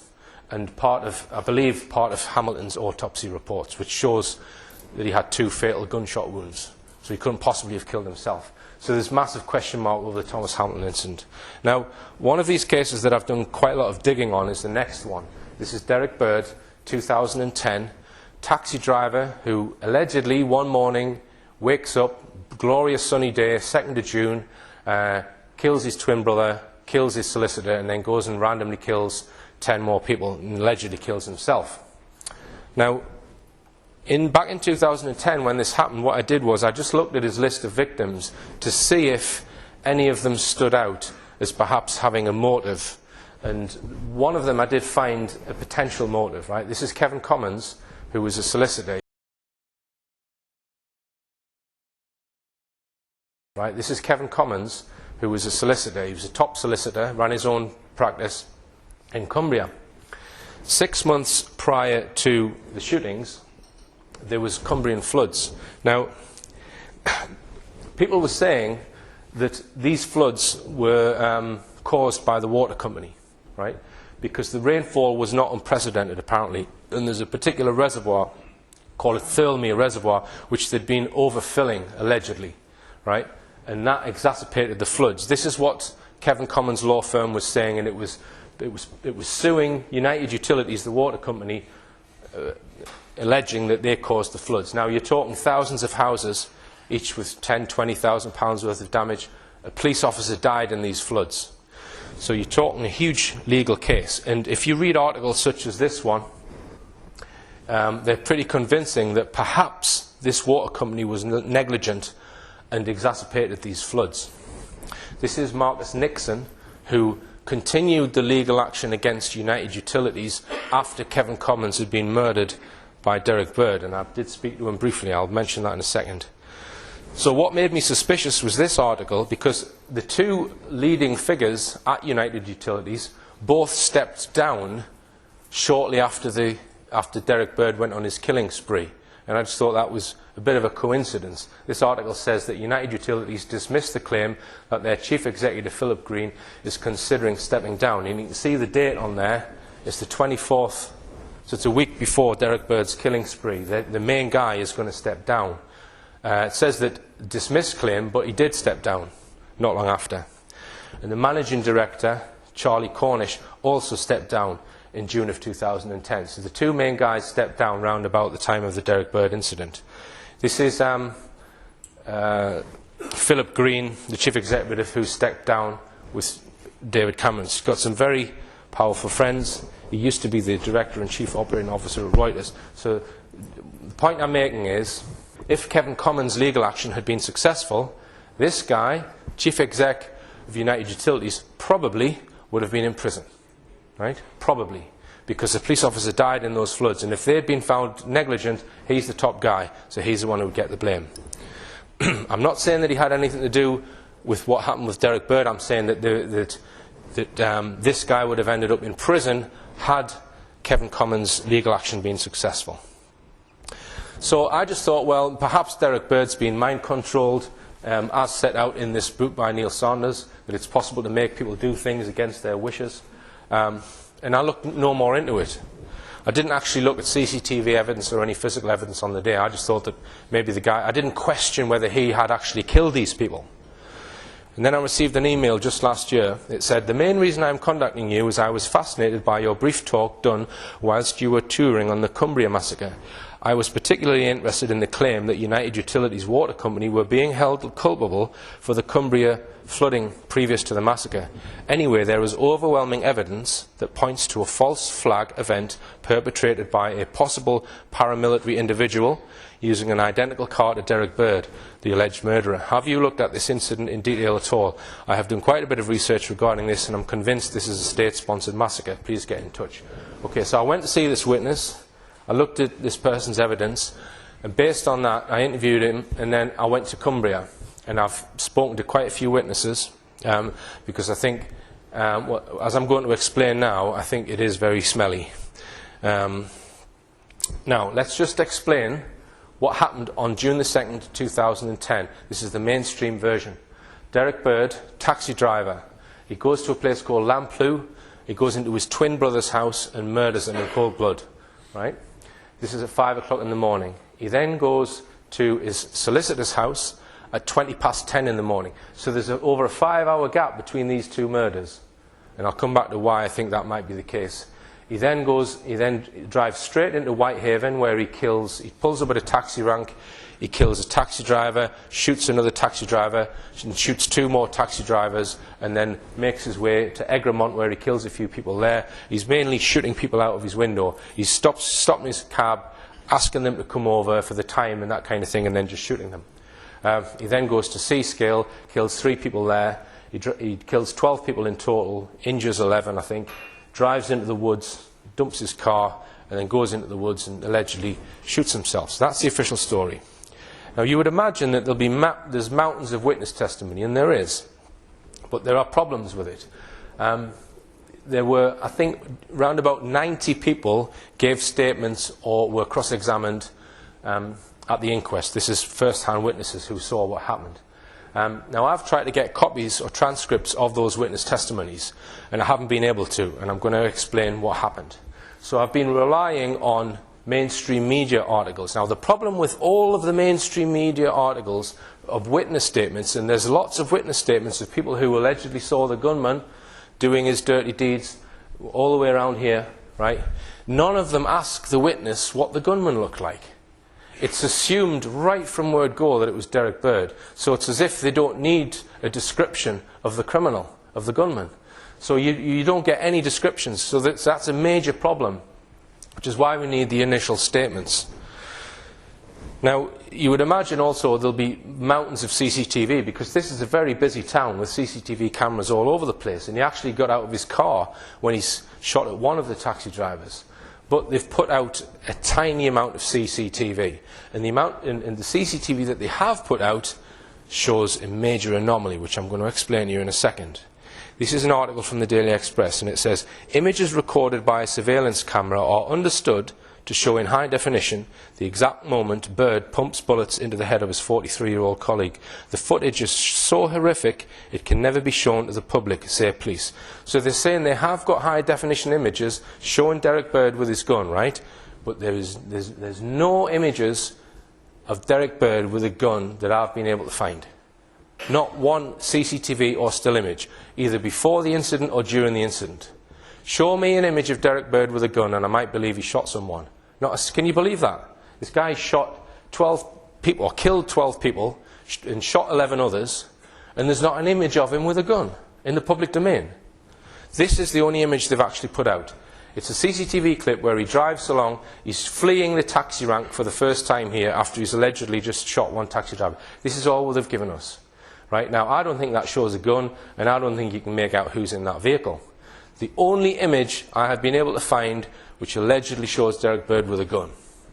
Right? Why can't they show us those high-definition images that they described and just blur out the victim? We've got no image of him in the street with a gun. Now, the CCTV images that they have released, I'm just going to go through some of them. This is him at 5 in the morning in Frizzington, allegedly staking out Kevin Commons, who was his second victim. This is Derek Bird's car here. It's a Citroen Picasso. Now, I'm just going to run through what happened in Whitehaven. So he shot his twin brother at 5 in the morning. 10:20, he shot his solicitor in another village. He's driven into Whitehaven. Now, he drives into Whitehaven.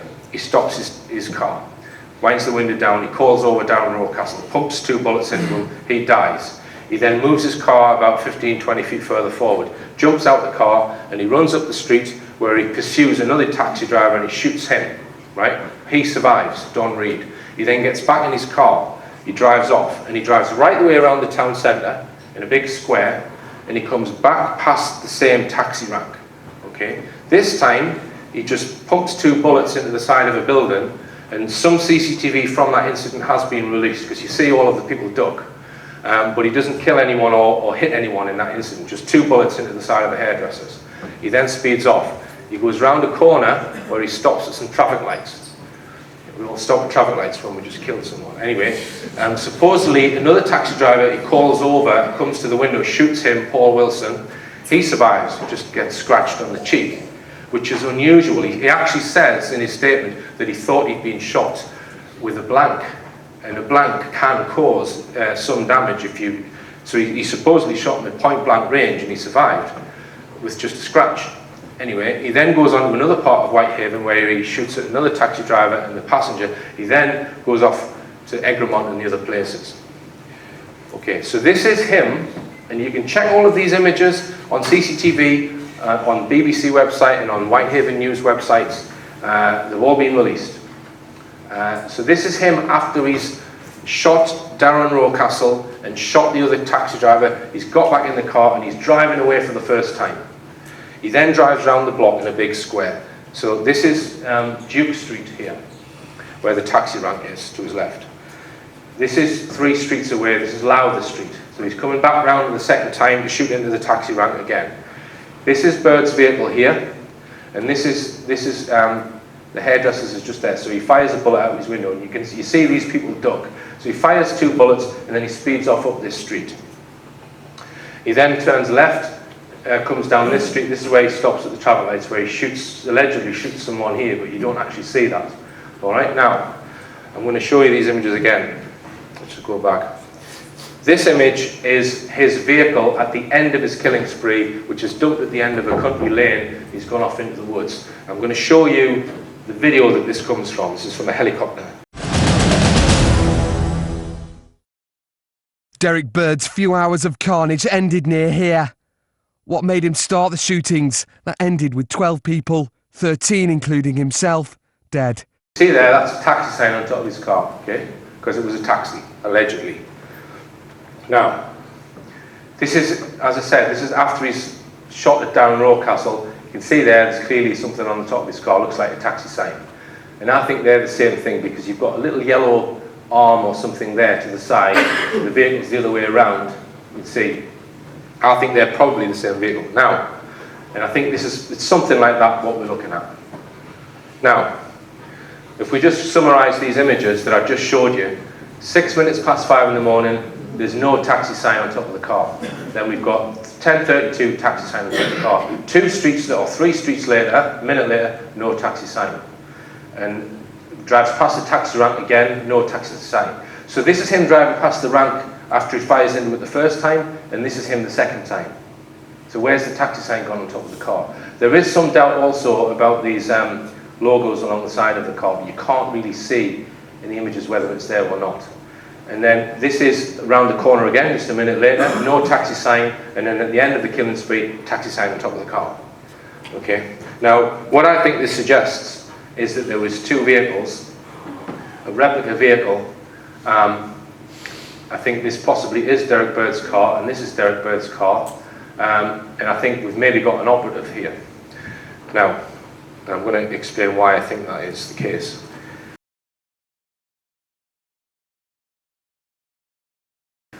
When the killer reaches C scale, he kills 3 people. The second person who he kills is called Michael Pike, which was witnessed by a 10-year-old boy and his mother, and they got a very clear view of the gunman and what happened. So the Daily Telegraph interviews Jordan, the 10-year-old boy, and he gives an account. I managed to interview his mother on audio. So Jordan speaks first in this interview, and then his mother. And I'm just going to show that interview. So this person, she saw the gunman for over 30 seconds.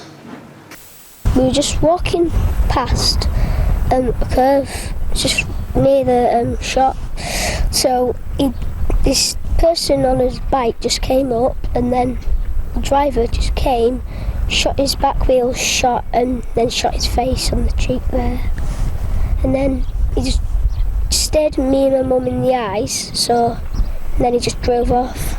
Right. I'd seen him approaching the back wheel of Mike's car with the left-hand wing, front wing, very, very slowly, and thought, what on earth is he doing, as you would do. And then I heard 2 noises. I didn't even know there was shotgun at the time. It was just 2 really loud bangs. Right. Then it seemed like 30 seconds a minute, stirring at us, and then off he went. So, that was on the news. Right. Obviously, the picture of the man, it looked nothing like what I thought that I'd seen. And just tell us description of the vehicle and the person in the car. It was a Citroen car. I can't remember the registration because it's something that I just don't think of. The person that I thought that I'd saw was probably late 20s and black spiky hair. What was the length of the hair? Probably 1.5 inches, spiked up. Okay. So then he just drove off. I don't know why he'd do that. I don't know who would do that, but then I know who would. You found out? Yeah, him. It's shocking, really. I don't know why a person would do such a thing. like that. Now the events in Whitehaven, witnesses, you've got 2 taxi drivers who knew him. You've got, sorry, more than that, there was a guy around the corner who also knew him, Paul Wilson. These are all people who knew him, who were reporting what happened to the police. The woman in the sandwich shop didn't know his name but knew him by face, knew how old he was. So these people are all giving descriptions to the police, right? This went out on air quite early and was not repeated, this particular report. It's just gone 12:30, time for a summary of the news with Heather Wainwright. There are unconfirmed reports that 2 people have died in a shooting incident in West Cumbria. Armed police are looking for a man said to be in his 30s with a shaven head, driving a dark grey or silver Citroën Picasso. The registration ND55ZFC. So how can they get that so wrong in his 30s when all the people who knew him when he first pulls up to the taxi rank? Now that clip there, Channel 4 made a documentary all about these killings, and they actually played this radio broadcast, but they cut out the bit where it says in his 30s. They cut that out. Now if they're not trying to hide anything and they're just wanting to produce a report on what actually happened, why do they need to cut that out? Alright, now I'm not sure, from this, I'm not sure whether Derek Bird killed all of them, one of them, or none of them. I don't know. I suspect from this evidence that there was a second vehicle involved. Why they haven't put a taxi sign on top of it, I don't know, and perhaps Derek Bird had just fitted that sign. I'm not sure.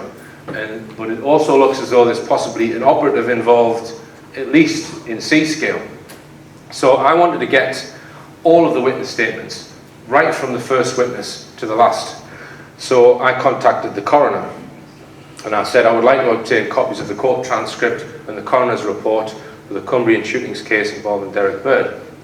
They then came back to me and said, can you give me some more information, please? Can you give me more details about yourself and tell me what is your interest in the case? I said, well, as far as I'm aware, I thought the reports should be available to the public, and as far as I'm aware, there's no need for me to divulge information to the coroner about who I am. Okay, so they then came back to me and said, well, only interested persons as defined in the Coroner's Act and the relevant rules are entitled to request notes of evidence from inquest proceedings. There is no general right for the public to have copies. It was for that reason that the coroner asked what your interest in the case was. So I then said, right, okay, well, my interest in the case is to find out an accurate timeline of events so that we can create an accurate documentary film we are involved in producing for television. All of the information publicly available is second-hand and therefore not necessarily accurate. The coroner's report will be used so we can be sure of the facts in our TV documentary. So the coroner then comes back to me and asks me a whole load of questions.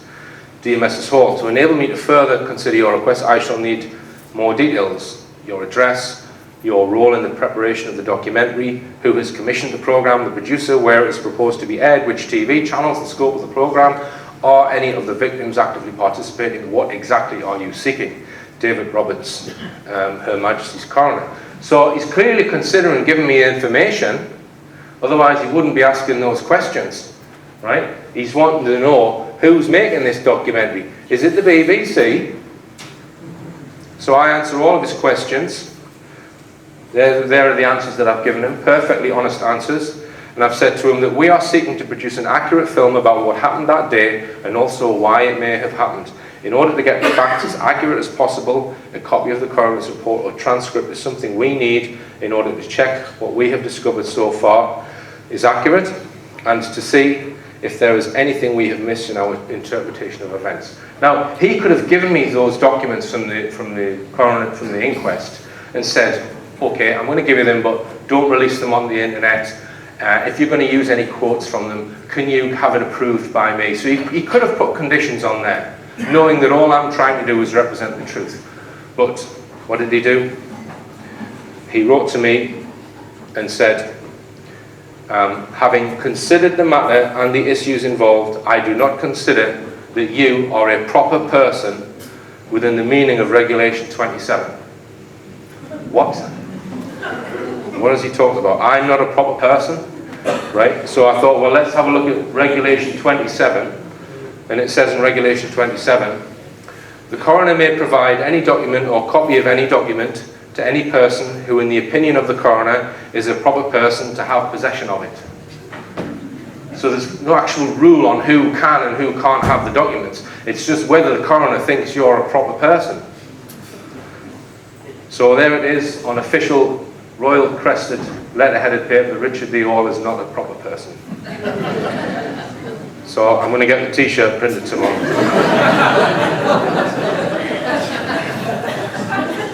I've been living for 46 years on this planet under the illusion or the delusion that I was a proper person.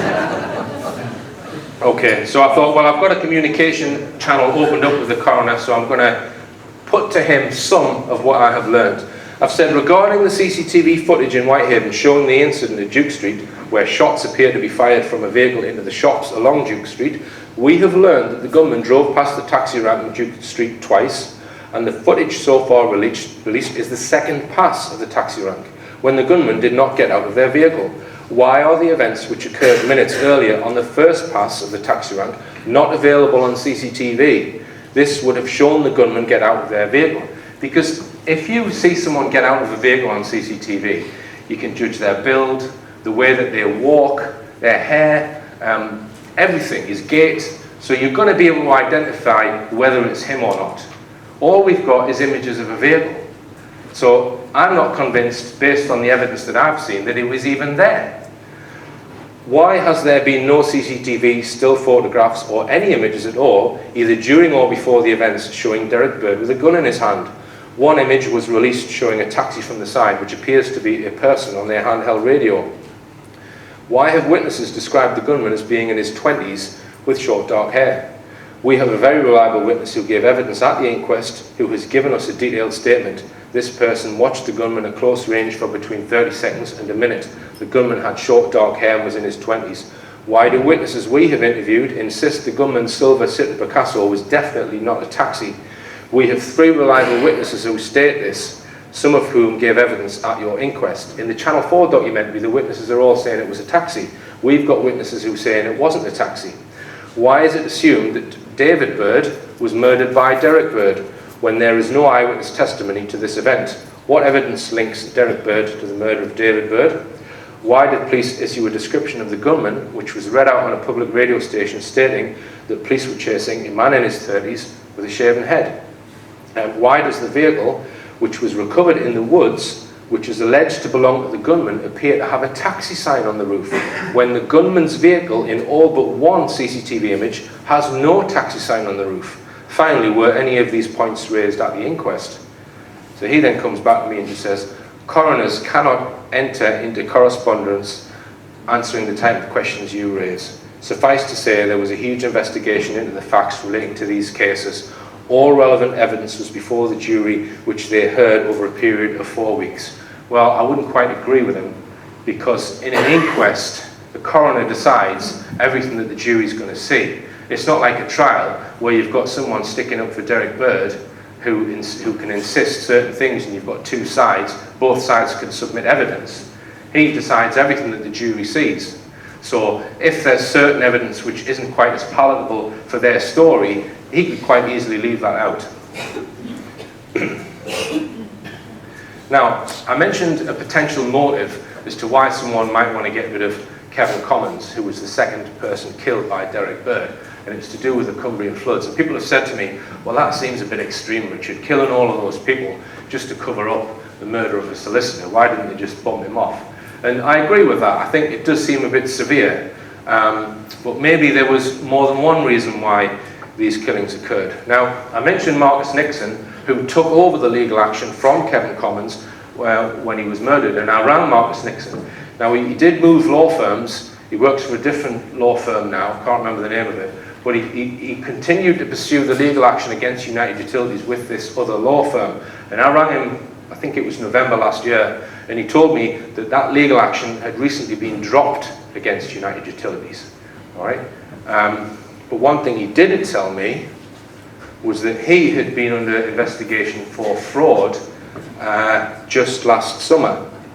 Now, this guy is a successful medical negligence lawyer, probably got a bob or 2. I think it's unlikely that he'll be doing false accounting. So I think these charges could be trumped up, right? So perhaps, and I'm only saying perhaps here, this is a way of getting him off this case. And the person who took over from Kevin Commons solicitors, a guy called Timothy Frost, he died a few weeks back of an extremely rare brain tumour. Just pointing that out. Don't know if it's relevant.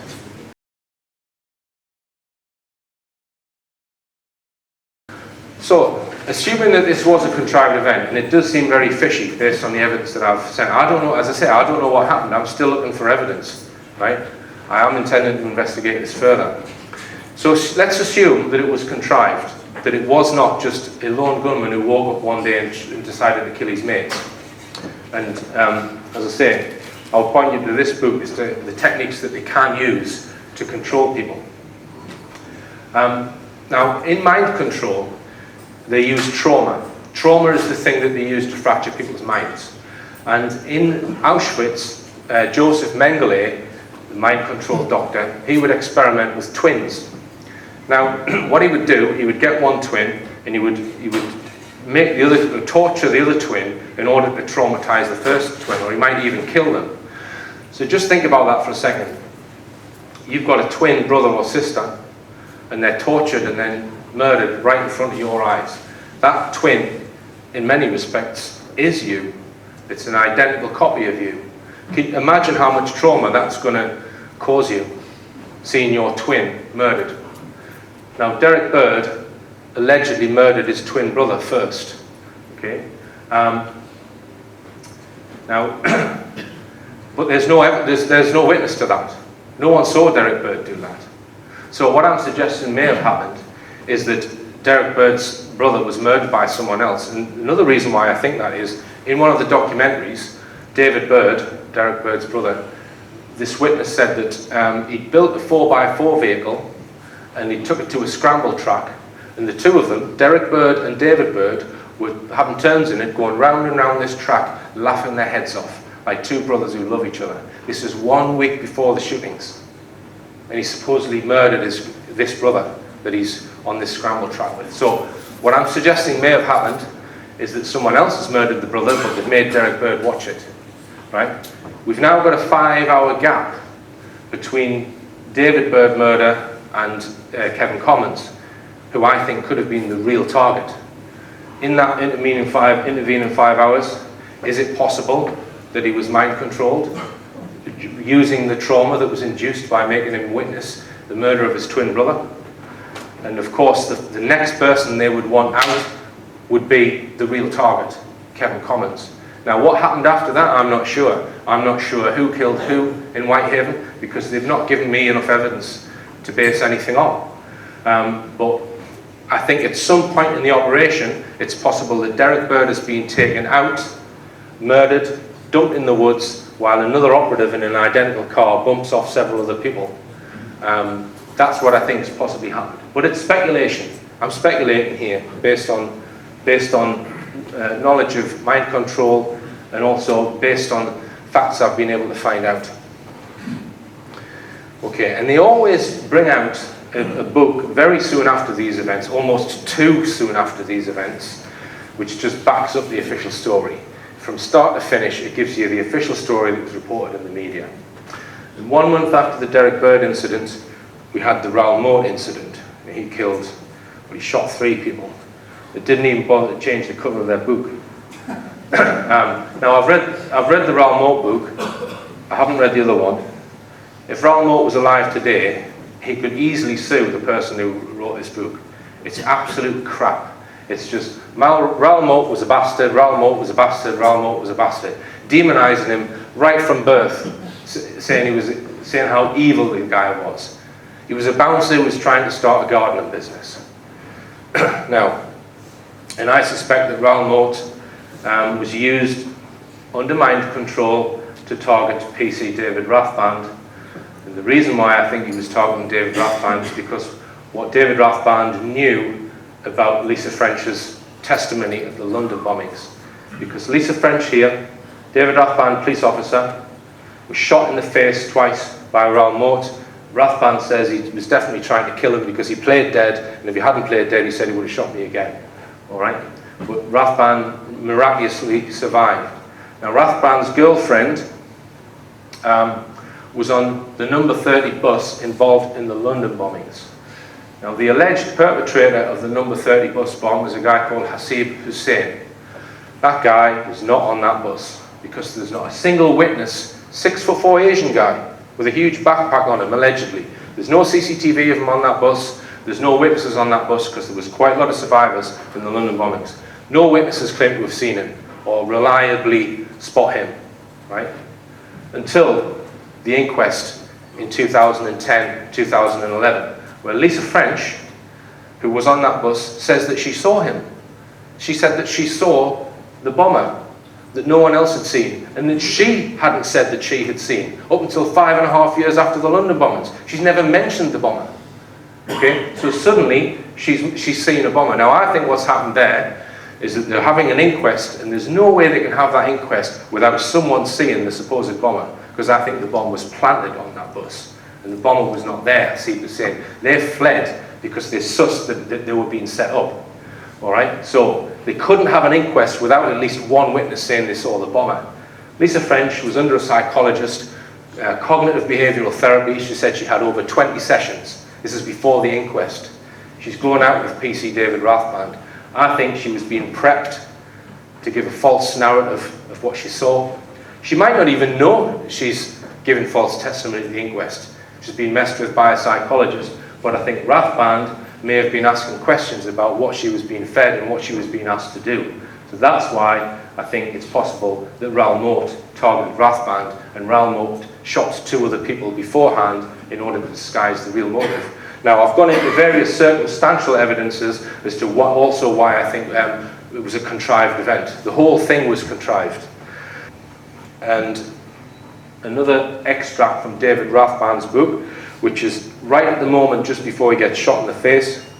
He's describing Raoul Moat here. He says, "He was alone. His eyes told me that story. He never blinked and he never quivered.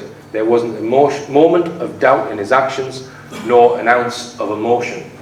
All right, so let's just look at some of these lone gunmen and put what I think are probably the real reasons why they did what they did. I think the Michael Ryan event might have been about gun control because they banned all semi-automatic weapons in the UK. I think Thomas Hamilton possibly gun control as well because they banned handguns, and also to protect certain things that were going on in Central Scotland Police. The Derek Bird, I'm suggesting that it's to prevent legal action against United Utilities, but as I said, there might be other reasons. And Raoul Moat to protect the false flag operation of 7/7. Now, Anders Breivik, who killed 77 people, some people have suggested that this was carried out as a warning to Norway, to the Norwegian government, because they weren't voting in the UN how they wanted them to. So in other words, they were pro-Palestinian, they were against the invasion of Libya. Mohammed Merah, he killed 7 people, killed a Jewish rabbi and children, but it turned out he was an asset of French intelligence. So a candidate for another patsy, I think. So we've got legislative reasons and just geopolitical. So what I'm trying to do is maybe spot a pattern in some of these cases, but I don't think I can spot one. I think they'll use these incidents for various reasons. And we might ask the question, well, will they do it again? Will they use this technique of lone gunmen losing their marbles to go and kill people so that they can get rid of certain undesirables? Well, I think that they will do. The reason why I think that is because if they're going to use these techniques, they have to convince everyone that these are lone gunmen, that there is no conspiracy to it. And they were doing this last summer. They were convincing people that these are lone gunmen. Just have a look at this.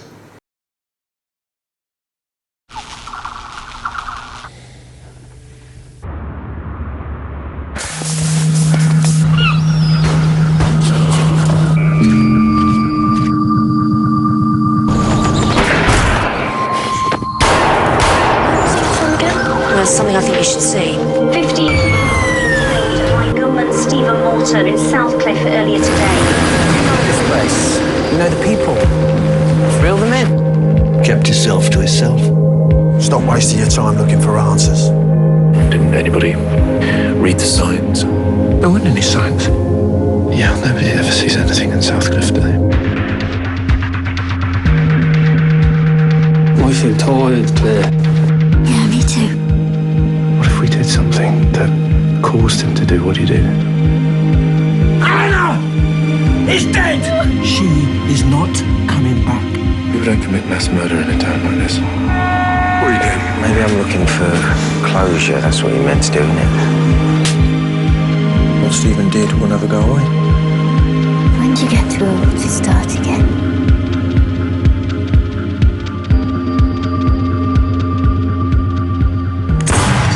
Southcliffe, it's not that kind of place, is it? It is now. So, in my opinion, the dramas are being used for purposes of propaganda just as much as the documentaries that I showed you earlier. Okay, and just to finish part one with this phrase, it's easier to fool people than to convince them that they've been fooled. Now, after the break, we'll have a 15-20 minute break now. I'm going to talk about the historians Wilson and Blackett and an archaeological find which has been discovered in Gondifiath, just north of here. And I'm also going to talk about my new film. But if we can put the lights on now, we'll have a 15-minute break. Thanks for listening to part one.